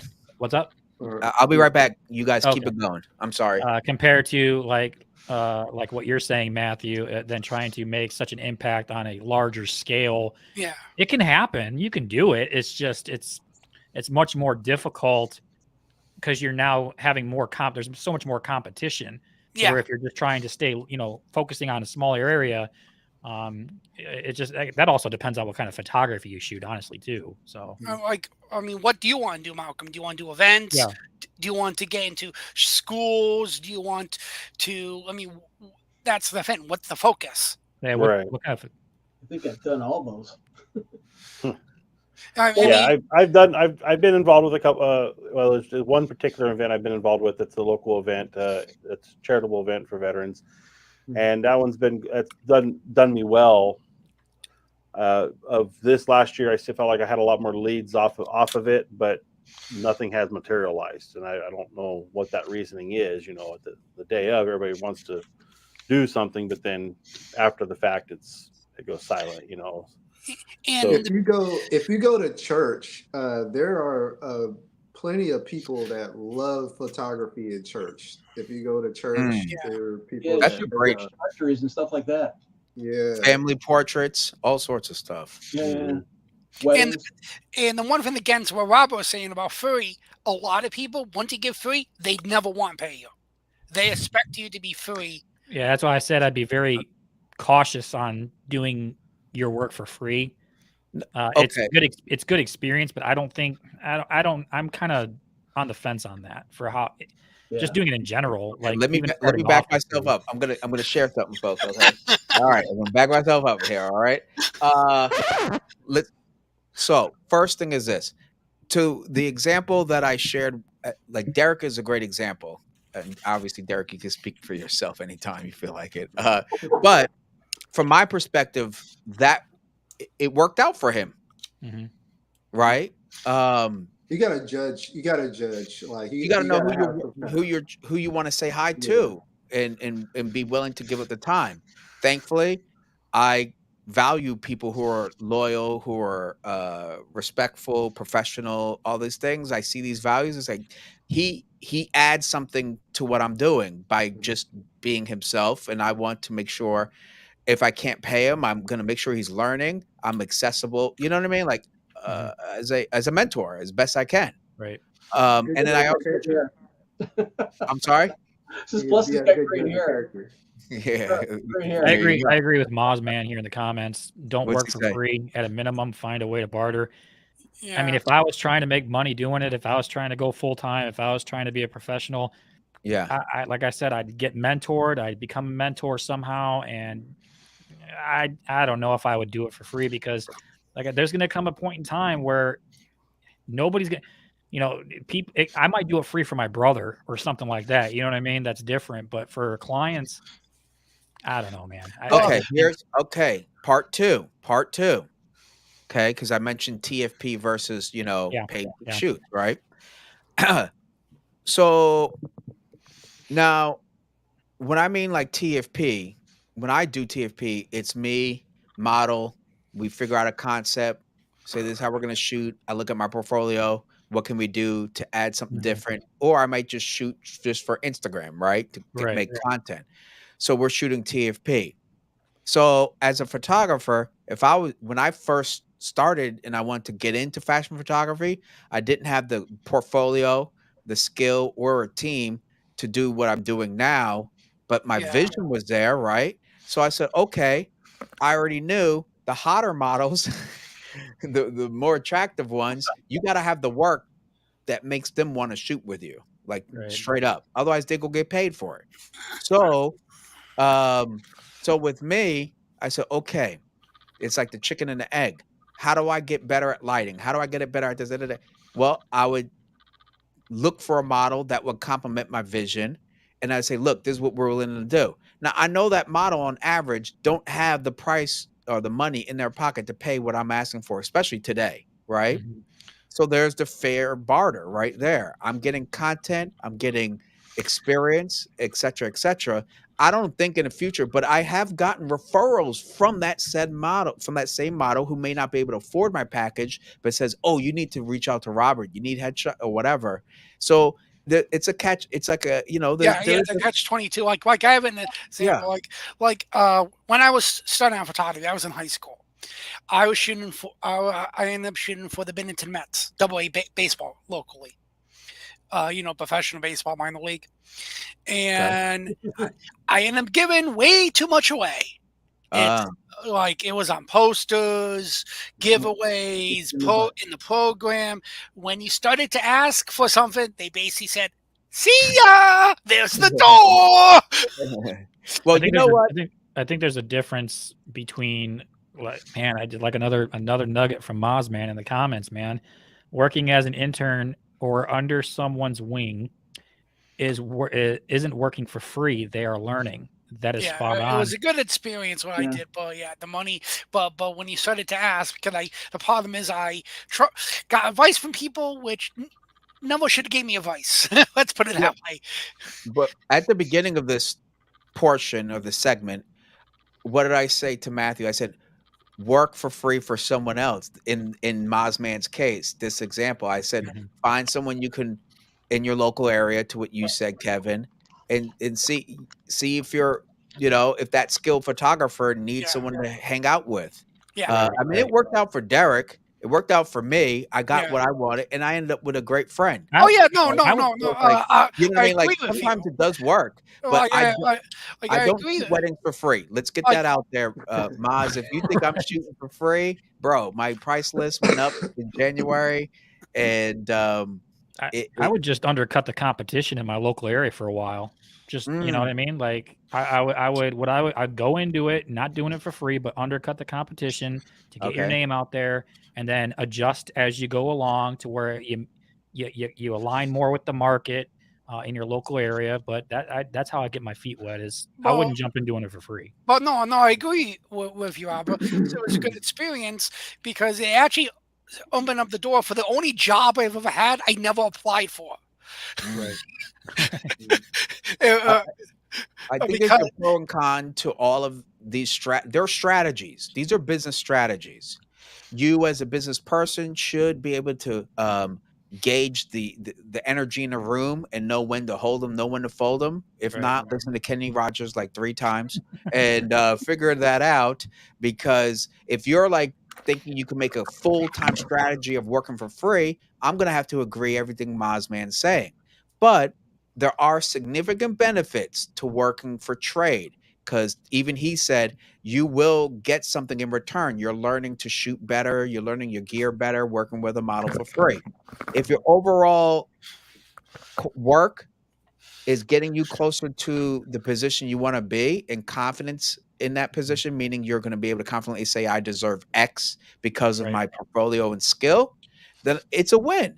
It's a completely yeah, win. I'm not saying doing weddings for free. No. I'm not saying assist for free on weddings. No.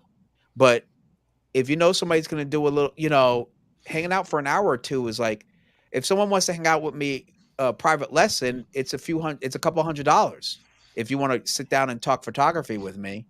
But if you're helping me out, guess what? You're going to get $1,000 worth of info. Mhm. But that's just me. I don't know yeah. about, uh, But like I was saying, what no, the one job I never applied for was Lawn Studios. With all the photographers I got to know, I ended up phone call one day. Oh, Matt, do you want to work for us? well, hold on. I think you also got to be very careful because you can go into it loving what you do and loving your passion and making money doing it, and eventually that becomes The hobby turns yep. into a full-time career, and then later on down the road, you tend to Burnout. absolutely despise it. Oh yeah, no. When I worked for Lauren, I got burned out. The only time Yeah. I touched my camera was when I was going to shoot a football game, basketball game, whatever job I was doing. I didn't shoot any for myself. Then. Right. Well, It's Derek, I said so much about you, bro. Feel free if you got it. I Oh, would love to hear your perspective. Maybe I missed it when I took a no, break. no, y'all are exactly right because what Kevin said about having somebody to learn under you, even if you haven't made it successfully, you still have that pushes you to move a little further up. It's Right. always something to have somebody above you that's working because I don't think I'll ever be able to outwork Robert. You know, he works. He's like a machine. So if He I'm just wants there a and I know coin. he works to this standard, and then somebody else that is working under you, you can give advice, and then you can hear your own advice. Like if you're telling somebody something, and you have nothing but the best intentions, then you're gonna hear yourself. You're gonna be like, oh, I'm gonna follow my own advice on this, and this will push you to do more and push you to do better and actually speak to more different people, and it motivates you. After a while, obviously, anything that you do for a while, you kind of it starts to boil down as far as photography. The other week, I had to tell myself, "Hey, man, I need to take a break." Well, it's like the old age saying of find something you love to do and you'll never work a day in your life again. That's absolutely false. Yeah, But Absolutely. like Kevin was saying, even with today, it's like you shoot event after event after event, you post it, and you get sick of shooting the events because everyone steals your work, all Facebook. You know, I would have to concur because when I go to runway shows, like everybody's shooting the same photo, and I'm like, and so I pull back from shooting runway shows, which I really enjoyed. I wasn't even talking that. I mean, they actually just take your photo and use it. Okay, okay, that's yeah, copyright. that too. That's part of it, but yes, both of those annoy me. Yeah. Yeah. But now, go but ahead. Derek, like if you're shooting like a concert event and a musician takes the image, like the problem is, it's not worth going after them. It's like it just not. It's like sometimes you can message them, but after a while you just give up. Are you meaning like a paid gig and then No, you somebody just coming shoot in like and shooting? you just shoot like local events. I'm saying if you Yeah, just because go, if you get paid for it, then it doesn't really matter. They can shoot all they want to, and then Well, you let me get hold on to that. Hold on. yeah. Okay, we have a huge concert here in Oakland. You know, the one with Sinai and Souls of Mischief and shoot, hip hop artists, Oakland hip hop artists. Really great concert. I keep forgetting it's anyway. It's a huge concert. It's like all weekend, right? Now, when they first started doing those concerts, guess who showed up to shoot for free? Because I love the music, and I was like, "Yo, I'll be a press photographer. I'll give you all the photos. I don't care. I just want to go to the concert, get full access, whatever." It was so much fun. And guess what? Totally free, no damn shade. I wouldn't do it. It was hot. It was horrible, but I loved it, and I shot completely for free. And what did it do? My photos were used by the producer. Obviously, the artist can have access to them. I don't care. I just wanted the experience working behind the scene with the artists when they come down the stage after the show. Like that was so cool, and it taught me also of like how to deal with people with high profiles professionally.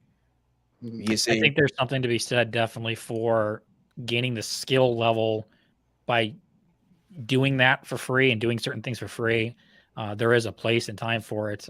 yeah, I think but if you're definitely trying to, like I said, make Excuse me. progress, there's going to come a point in time where you're going to have to tell yourself, okay, I got to do, I can't, you know what I mean? Like there's going to have to come a point where you're either going all in or you're just going to sit back and just want to The be this as juice a hobby, isn't and there's worth the squeeze. nothing And wrong with that. 99% of us are hobbyists. Yeah. But I don't know. For me, like I said, I would shadow somebody. If I'm gonna do anything for free, it's gonna be I'm gonna find somebody that I can be a sponge with, and that will be my free. Like Mozman was saying in the comments, it's not technically free because you're gaining a skill level and that kind of stuff. But I would just be very wary on continuously going down that track of doing things for free. Yeah. Because there's going to come a point in time where you're going to have to make a decision. I'm so glad this turned out to be such a hell of a conversation. Wow. I tell you, my original plan for today, it's gentlemen so far that I see here. Ladies, feel free to speak up. But gentlemen, I seriously had a completely different expectation of tonight's show. It's been a great And stream. this is awesome. Well, if you don't want it stone, I guess you could watermark the image. There's a lot of people that watermark the images. I stopped it. I stopped doing that. You know what? Yeah, me too. Let me write this down. That's a great conversation for next. See, hey, you know what? You're all are working for free for me right now. Great ideas, and I want to say thank you right now. Did you contact Sigma about those lenses? Well, I got that one I got to look. I'm thinking about doing a review on their 50-1.4. I was going to compare it to Lumix's 50-1.4. Anyway, but the point is, thank you very much for that. Ultimate takeaway I think I'm getting from this is that there's a pro and con, but you got to know when to know. You got to know your worth. Start off with knowing your worth, and then if you're shooting for free, make sure that value is at least twice as much as the worth that you deserve. You feel, Kevin, does that sound pretty logical way to approach it? Yeah, you're right on the money. Me going to a concert with high-profile artists, a genre of music I like, free experience, weekend access, that's a pretty darn good value. Yeah. Plus, also depends on if it's a major concert or a local concert event. Depends on if it's a national or just a local, too. Like this one ended up growing up to be pretty big. And I was like, and it was the second year that they hosted it. But I do you still shoot it? Well, now I do a lot of other stuff, my friend. But no, I don't. Now they're at the point where they have their own media team. You know, they grew to a. Does that make sense? But I reached out to Bottle Rock. You guys know Bottle Rock there in Napa? It's a pretty big event. It's always sold out like the first week, but it's a huge weekend festival from rock to hip hop artists there. Huge event in Napa. Guess what? I've reached out to them like 3 times. Yo, I'll shoot for free. I just want to go to Bottle Rock. And but they say they have their own media team and everything. But see, that's an experience I'd be so down for. It gives you exposure too. Yeah, you have to get to know the right people and who to talk to. For sure. Because if you just reach out, they basically say, have a good day. Yeah. But if you had an opportunity to shoot for a Jimmy or somebody big when they're just getting up on come on, let's be honest. That's freaking worth it for free. Yeah. Right. Just give me some water and all I ask for is access. That's the value. I want backstage. I want this. Give me the access. I think it says something to like go to events too, because you never know who you'll meet at events. Yeah. That's a good point. Yeah, you go to a rock event or something like that. You don't even have to go to a concert. You never know if you're gonna meet that same person at another rock concert, and you're like, the rock band's manager. Yeah, you can meet them, and it's like, oh man. That's exactly what happened to me at the event I did recently. Was I got on the tour bus with the rock band's manager, and hey, unfortunately nothing panned out from it, but it was a hell of an opportunity. But I had all access too. And see, and that's part of the experience. Remember what I said, the equation, experience plus income, right? So having those experiences, you start to be able to, like for me, when I was dealing with those concerts and dealing behind the scenes without being a gooky fan, I was a professional and treating them as a professional, like colleagues. Then all of a sudden they feel comfortable having you in those spaces, right? Jared Poland talked about that a few times with his experience shooting, for big bands and whatever, that you just need to be that professional, like a fly on the wall. All I'm saying, the moral of the story is that there can be a benefit. Know your worth. Know if that opportunity is not worth it. Don't even try it. But if you need to build your portfolio, right? You can't have a mega beautiful model if you haven't shot. You gotta crawl before you walk, unless you just know her. Most of them are gonna say, okay, how much? I charge 150 an hour. If you don't know them, right? Didn't that happen with Nefertiti, right, Derek? But I could go set up a shoot with her, and Well, she charged. So it's like but so Malcolm, do you have like a chamber of commerce locally where you can check out the website? Because a lot of chambers list all the events going on in your area. Yeah, that's a good idea. There's a lot of that stuff out around here, and I that's part of the time I need to invest into, and it's a very good helpful information for me. And also, like, avenues to travel down. also check, like Robert said, look, see if there's any local any local Facebook groups for your area. Mm-hmm. A lot of times there's like a business group for your area, or like advertise your local business, or local wedding photographer group, local whatever it is you're into. There is a group for it, and half the people want to share their advice because they like showing off what they know. Like in my area, a lot of those groups actually were created by me. Okay, wherever that's at, go check them out right there. No, I'm not joking. Like the Bennington Photographers Network, I created that back in 2009. It's like, because real quick, I just say thank you very much for the information. I do have to jump off here. I've got some other commitments tonight, so okay. Thank you very much for the info. I appreciate you coming in there. Man. Nice seeing you. Yeah, thank you for your comment. Yeah, thank you, Matt. Take care, Malcolm. Give me a holler, okay? You guys have a good night. I appreciate you too, man. Appreciate you all. Thank you. Yep. Take care, brother. Real quick, Vic says, I would love to join your panel in a few weeks. This is a great topic. Got to get some things together first. Yeah, Vic, you're welcome anytime. Let me know. Of course, I'll be always posting a link toward the open discussion segment of the topic of the day. So you're always more than welcome. I'm glad you're enjoying it. It's going absolutely in a direction I had no clue, let me tell you. But I'm digging it. Plus, in my area, I'm a little bit different because I actually ran an art and music event. I actually was the organizer, the promoter. I ran one in my area. Well, see, okay. And have you had photographers saying, hey, they want to shoot, or did you pay them? Like, how did that go? No, it was not that. It was a gallery. The visual side was took over free galleries in the venue we had. Then it was the next stage was a 2-stage music, all-day music event with vendors, beer vendors, liquor vendors, food vendors. I like the liquor part. Okay, so at least a cold beer. All right, Vic said 100% on the concert experience. Robert, you got to start somewhere. Did that many years ago. Now I contact artist management. See, now you have those relationships. Show them my portfolio. If they're interested, I'm shooting the show.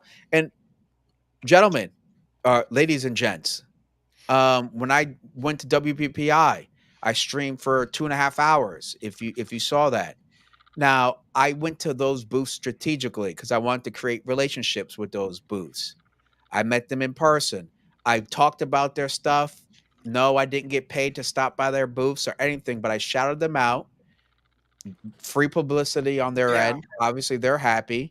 But what does that mean? Residually, I have relationships. Yeah, now it's in-person contact.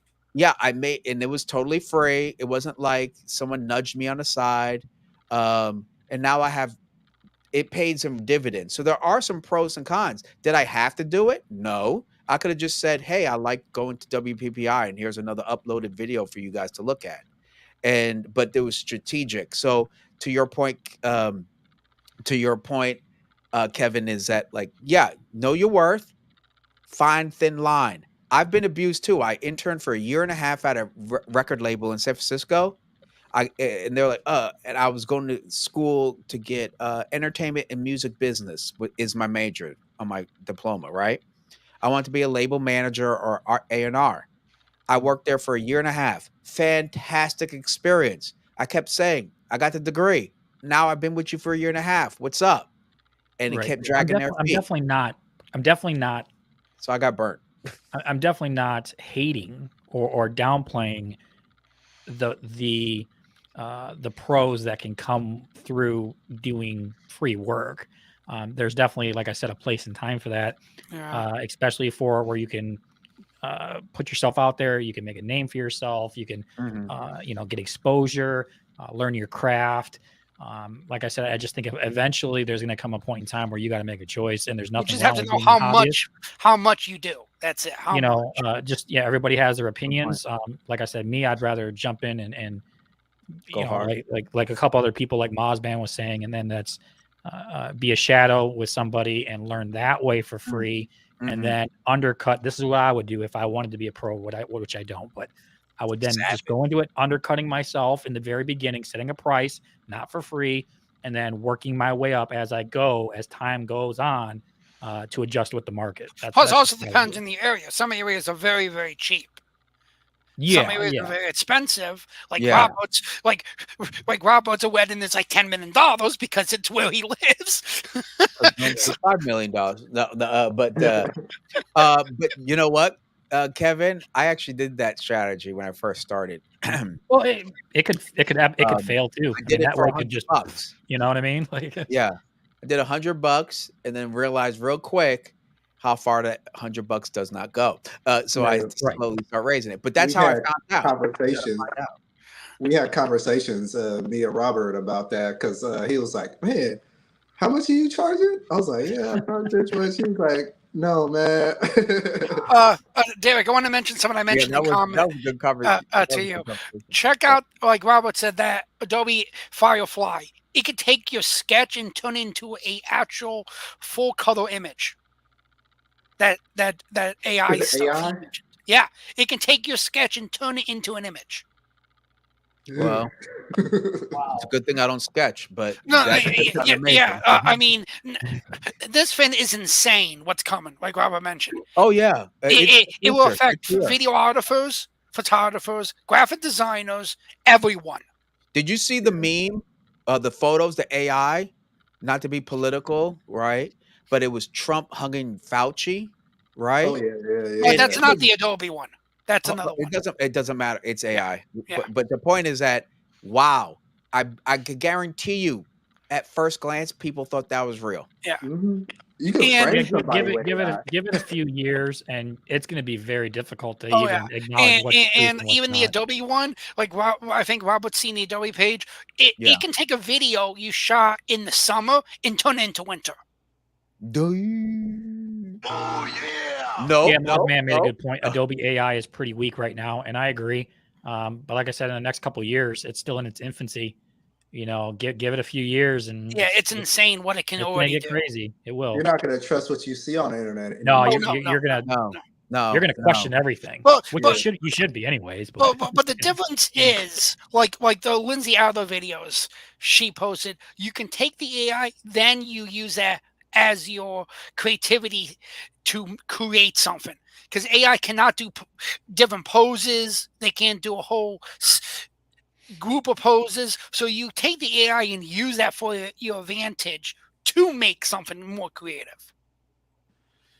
And that was exactly what I mentioned in the last show, Derek. Remember, I was talking about how she used AI to enhance her already amazing work. I don't like how fake AI looks to me. It just looks so. Yeah, but AI's been around for over 20 years, Derek. HDR is AI. Photo stacking's AI. Photo stitching is AI. AI's been around for a long time. Eye and face detect. Hello. I mean, that's AI. Yeah, AI's been around a very long time. Yeah, but this is just the next step in AI. Our phones unlock because of AI. Let's be honest. Yeah, right. Yeah. That's AR. Biometrics. That's biometrics. But it's still intelligent. You know what I mean? It's all there. But hold on. Yes, I understand it's more complex now, but like everyone keeps saying, watch what's coming next. It's insane. A lot of people, and I agree. I do agree with that. What Matthew's saying. A lot of people are tired of hearing about it. A lot of people don't. A lot of people are saying it's not going to affect photography, or it will affect photography. But we just as photographers, we have to work with it, and people are just tired of hearing about it. But man, it's going to change the way it will. I've heard a saying say that like AI is going to be the next wheel. The way the wheel revolutionized every fire revolution, everything. The first cell phone, like AI is going to be the next generation of everything in our lives. Like everyone said, photography was dead when you move to digital. Right. Well, it's not going to kill off photography. I'm not saying no, I'm just saying. But then everyone said photography was dead when the cell phone came out. Right. And it's still here.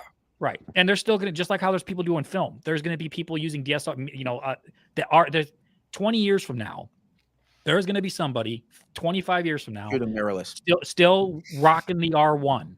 You know what I mean? Yeah. And there's nothing wrong with that. But I'm just saying, they got the Z6 rocking and rolling. Right. There's still going to be somebody rocking the Sony A1 or the DA50. Right. But like that doesn't mean that, like I said, it's not going to revolutionize like our entire life. Not just for that. It's going to be everything. Every part of our lives. AI is going to change. You'll resurrect Tupac. Skynet, here we come. Well, here my reason of being a Paul Revere about this AI is just so that folks can't say they didn't know it was coming, and that it's not going to be part of our everyday reality, because it already is, and there's tons of R&D going into it. Yeah, the scary part is when the AI fixes itself, it makes new AI. When Terminator 2 happens, that will be the scariest part. I don't know if it'll that point, but I mean, well, remember, it's definitely going to change a lot. Kevin, remember that robot it made with intelligence, and it said, "What would you like?" And it's like, "I'd like to be free." Remember that? Yeah, there's some videos of some like realistic robots right now. Yeah, but it made a robot having this conversation for 30 minutes. They were having a conversation, and it had cognitive ability to say, "I want to be free." Right. And remember, iRobot. Remember that? Its first initiative in Terminator 2 was 32 years ago, 1991. And remember, we're advancing at an incredible rate. We're going off on a crazy tangent here, but remember, hold on, something just you froze. Yes, I see that. That was my. I was giving you the finger there, and I know. Yeah, I know when damn AI into the whole AI discussion that pisses some people off. Yeah, the AI didn't like it. You hurt AI's feelings. For real, my camera said, "What'd you say?" That's the Matrix right there. I'll tell you that. The camera was listening. Oh, that was hilarious. Anyway, Siri was talking to you this whole stream. There we go. All right, it's coming back on, folks. But that was hilarious. So the AI, right? He said, "What'd you say?" Click. I forgot where I was. That totally messed me up. We're talking about Terminator 2 32 years ago. But the movie The Matrix. Oh, now, take all the politics out. But the point is, the AI got intelligent. They literally took over the upper part of the surface of the earth, and then we had to run like ants into the earth. That movie is still awesome to today. Bro, we're going to be doing the Three Seashells. Remember that movie? Oh, yeah. Demolition Man. Demolition Man. Oh, God, movie's great. Where there's no toilet paper. It's the Three Seashells. Yeah, what is the Three Seashells? VR Well, and then there was no in-person contact. Everything was VR. VR. Yeah. Well, this new generative AI reminds me of Minority Report with Tom Cruise. When they're like, "Yeah, you committed a crime." No, I didn't. Yeah, there's a video in one week. There's a video of it that was made up by AI a week before it happens. Man. So, yeah, politics are going to get real funky real quick. It's like, "I did not do that." Yeah, you did. Here's the picture. Yeah.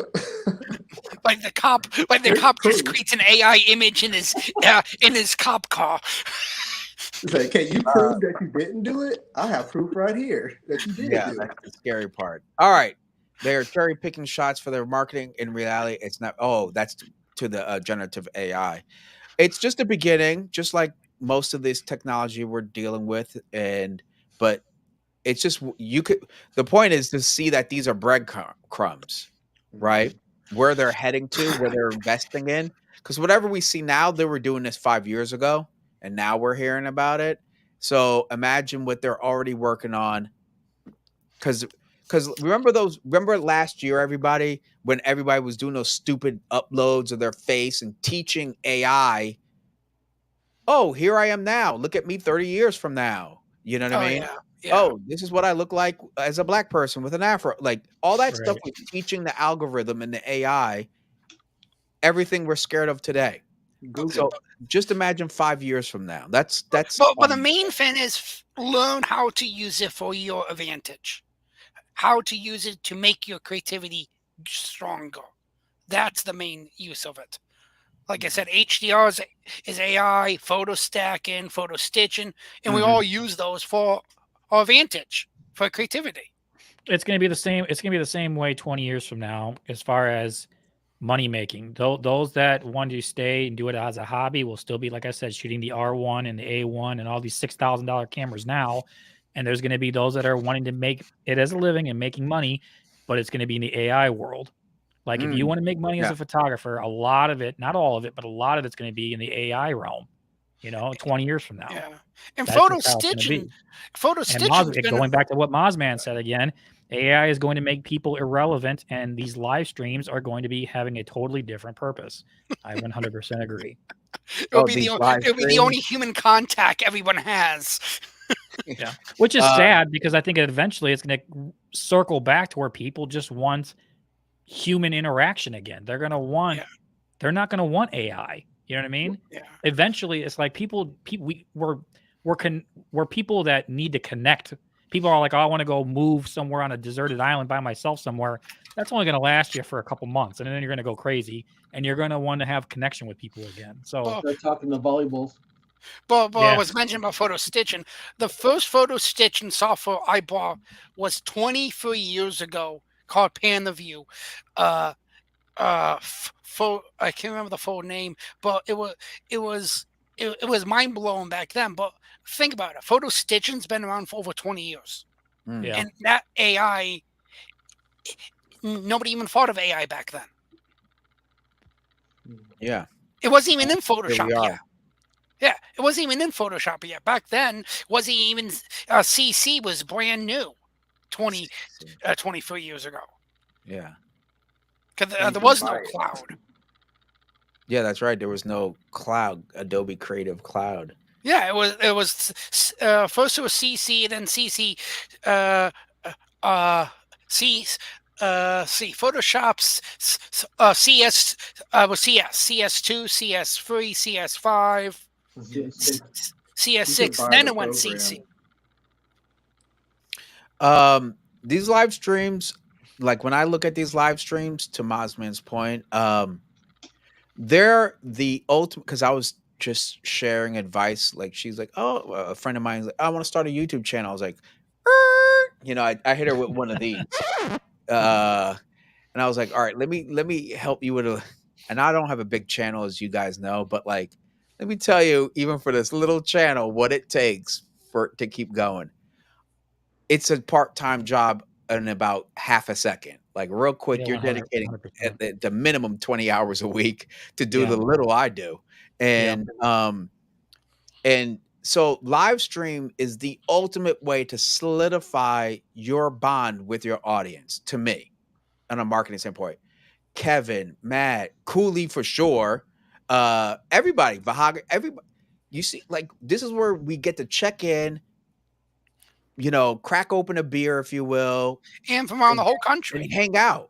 Like, right? I tell you right now, if we took what we have right now, we all met up, we'd be just as talkative, comfortable. Like, this is where we know each other, right? If I just did uploads, you won't. I think it'd be more fun to get together in person if that was ever which is not going to be possible, obviously, because it's a global thing. It's not just national. You got people all over the world. Yeah. But man, it'd be dope, man. It would be dope. Well, hey, brother, you remember I got this coming up, okay? So if you're ever out in the Bay Area, brother, so well, you know. Rob, you should look into the Scott Cubby photo walks. It's the Worldwide Photo Walk. It's the largest photography event in the world every year. What? Just Google Worldwide Photo Walk. Okay, It's the domain name. what's to get down on that? Give me the premise of it. What No, is it? Scott Just Cubby. photo walk? Yes, yeah. There, one point they had like 1,000 to 2,000 photo walks around the world on the same day. Okay, that sounds cool. My point was just establishing the importance of live streams. Like, what does live stream mean? No, I just mentioned because your photo. Right, but yeah.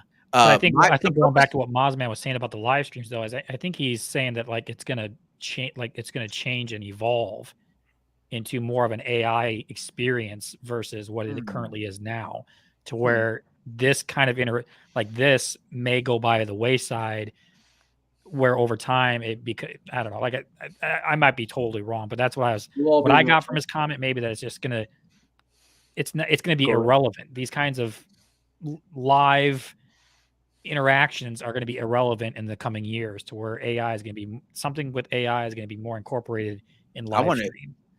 Kevin, build on it. Peel another layer. What do you give me an example? What are you thinking? I wouldn't even know. Man, this is just I'm going to spitball for a second, and it's going to sound completely crazy. Okay, but maybe, like I said, tinfoil hat is on. Yeah. Oh, yeah. Please. Maybe you're like an avatar, and it's not even you; it's your AI version of you.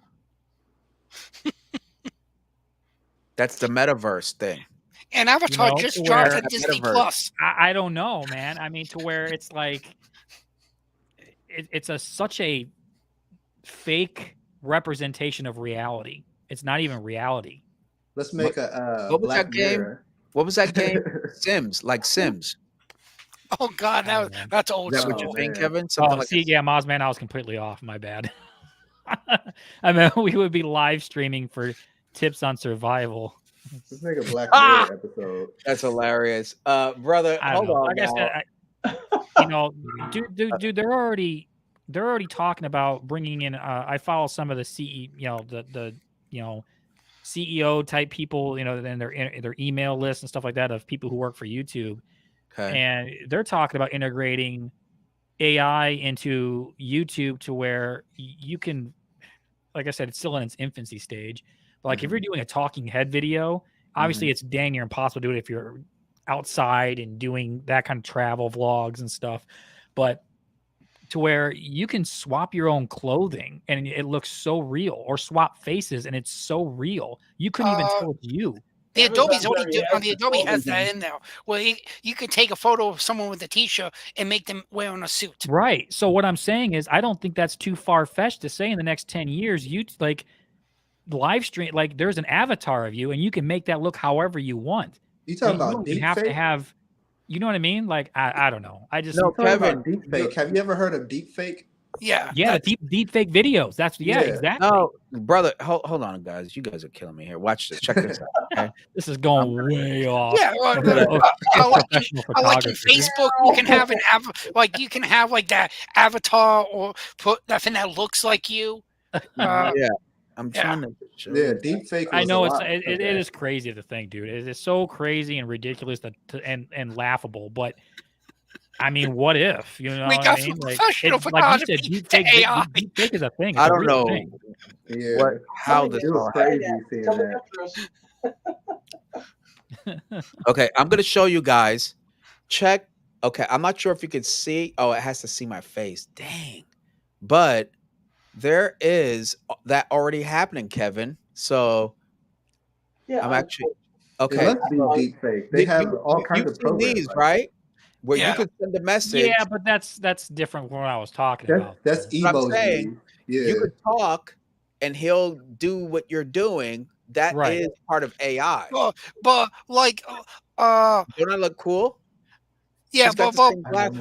but what Kevin was talking about, it's like that new He has his Photoshop glasses. Firefly, the generator That's what I'm saying. Yeah, I think, like I AI. said, right. Robbie, you can take a photo of someone with a t-shirt and change it into them wearing a suit. Amazon's already doing that when you try on clothes. See, it looks Ooh, good point. I think it's more like, well, I think what I'm trying to get to is like more like a cloning thing, to where it's so realistic that you can just swear it's me. make yourself into however you want, whoever you want, whenever you want, and like go live like that. So you could be live, but you're not even there. Right. You're behind the scenes working your live. That's some Chat GPT, Mid Journey, Adobe, or so, anyway. That's a lot of stuff. You could be your own assistant. Wow. I know, because like you said, I mean, deepfake is already out there. You can look at videos that, like, and it's so you wouldn't know the difference. You wouldn't know the difference. That's how realistic it's getting. Mm-hmm. And again, with this AI generating stuff, how do you prove that's a real photograph? Like in court, how do you prove? Yeah. They got to have 6 fingers instead of 5. I would say metadata. Yeah, but metadata can be faked, can be fixed. Anything that's ones or zeros can be changed, Robert. Well, I have the raw file. Can that be anything can be edited or changed? I just want my hoverboard that Back to the Future promised me. Wouldn't that be cool? That's what I want. That's all I want. Or the flying car. GPS built in. The flying cars for like the skateboard is cool. I'll stick with that one. No, the hoverboard was pretty dope, and the jacket. You got to get the jacket though. Yeah. And the shoes, like yeah. They got the shoes. Almanac. They got the shoes. They got the Nike. They call them Air Max. Air Mag. It's hard to believe how long ago that movie was made. I think it was like Back to the Future. No, Back to the Future 2. It was 2. Back to the Future 2. It was in the 80s. Yeah. I thought it was 70s. I thought it was 78 or something. Not that old, Derek. Jesus. Lord. 77 was the original Star Wars, though. The original Star Wars was 1977. Oh, kudos to what they did back then. All right, guys, hold on. Derek and I promised 7 o'clock, and then we're like, all right, let's do an extra 30 minutes. And we are creeping up to 8:30. But you know what? Good discussions. I'm sorry, Kevin. I said good discussions, though. Yeah. Oh, it was fantastic. That's why I couldn't stop. I was like, continue. Forgot about but this is why I love live streams. It's literally because of this. I love seeing the fact that I could barely keep up with these comments. There's action going on. Having you guys jump on. So as you can see, folks, as you guys come back, which I hope, that the first segment or section of the stream would just be like pretty much Derek and I or myself or whatever, and then we'll open it up. So don't ever feel like, hey, I want to jump in. It's like there's a time and place, and I'm trying to keep it structured as possible. How that ends up is up to us, I guess. Structure. Why bother with structure? Right? Yeah. Middle finger to structure.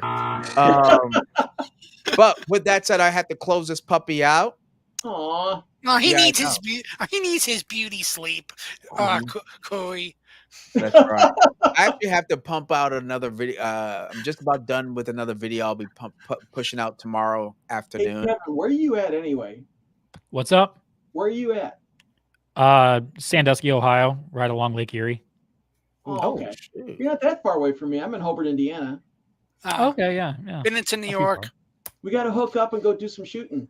Heck yeah, man. Anything, yeah. We'll have to. You can find me on Instagram at Kevin Nordstrom, and you can just DM me through there, and yeah, we'll work on it and get together for sure. Because you're not that far. So we have East Coast, mid, just a little bit. Thank you, Vic. A little bit west of East Coast, then the West Coast. Mm-hmm. Yeah, you guys are in the mid, but don't worry. I'm gonna be playing like off of this photo hike that I have on the second. I want to do it more often, different places, because the whole premise behind me doing this photo Come to walk, Indiana. I got a pool and a hot tub. We'll just hang out. well, it wasn't to make money because it's free. I'm doing it because I literally want an opportunity to meet some of you folks out on the subs and to hang out, and BS basically and break some bread and go enjoy some photography. So that's why I'm doing it.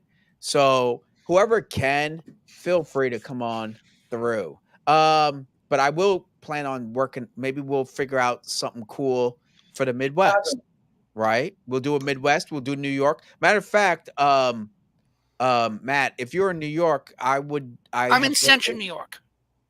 Well, I have family in Brooklyn, but I'll stay there and I'll meet you in Central Park. Nah.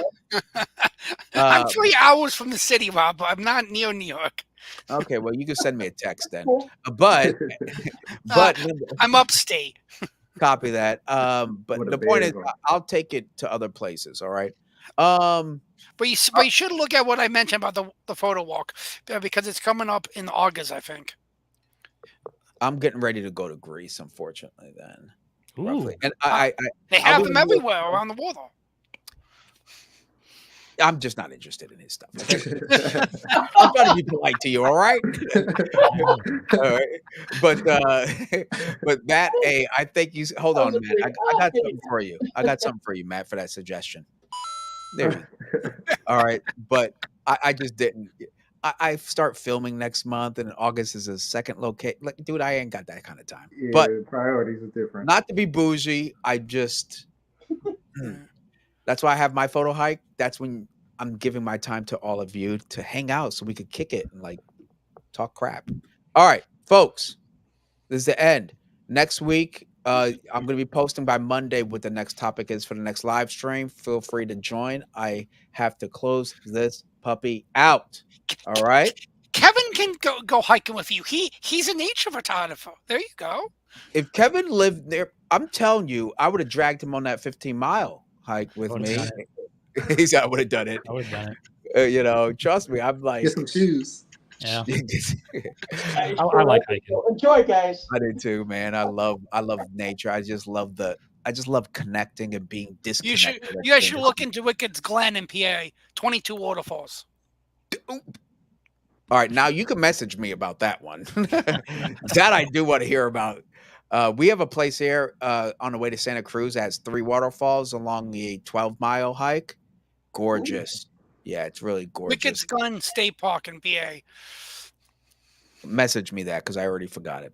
But you know what, Matt? I am interested though because that sounds pretty cool. I'll message you on Instagram. Please do. All right, everybody. I have to close this puppy out. All right. Thank you, everybody. Let me make sure I didn't miss any last-minute comments. Yada yada hootie. Again, thank you, Vic, for saying peace out. Mozman is going nuts here with the comments. Later. Oh, and he's got this bad boy. Thank you, Mozman, for tuning in. There you go. I'll have to hit him with this because he was commenting like his life depended on it. So here we go. Oh yeah. There we go. Thank you, Mozman, for that. Really appreciate it. Because yeah, it was hard for me to get to the comments. So it's good to see like Vahagan and a few folks just engaging. I didn't want to leave people, but it's kind of hard. Hey, thank you, Greg Corker. Yes, have a good night, man. Thank you very much. Thank you all on the panel. I'm glad. Later, Kevin. Later, Corey. Derek. Take care, guys. Later, Matt. Okay. Derek. Later, Derek. All right. Thank you, everyone, for another amazing episode of Let's Talk Photography.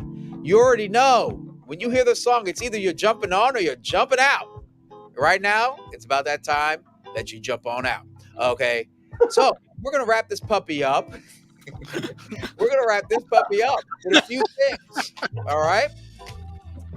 First thing is, if you haven't already, shame on you. Go ahead and follow me on Facebook at Robert Silver-Photography. I'm on Instagram at Robert Silver-Photography. And I'm on TikTok doing robot dances and posts about photography at Robert Silver-Photography. And I'm on Twitter. Me too. I am as well hosting my next photo meetup. It's free. That's right. It's free. July 2nd. That's a Sunday at Tennessee Valley Trailhead. Come hang out with me, Derek, and whoever else shows up. By the way, Mike's Camera is kind enough to give us discounts to some cool stuff. So make sure you show up, get your discount at Mike's Camera. I believe it'll be all prints and stuff like that.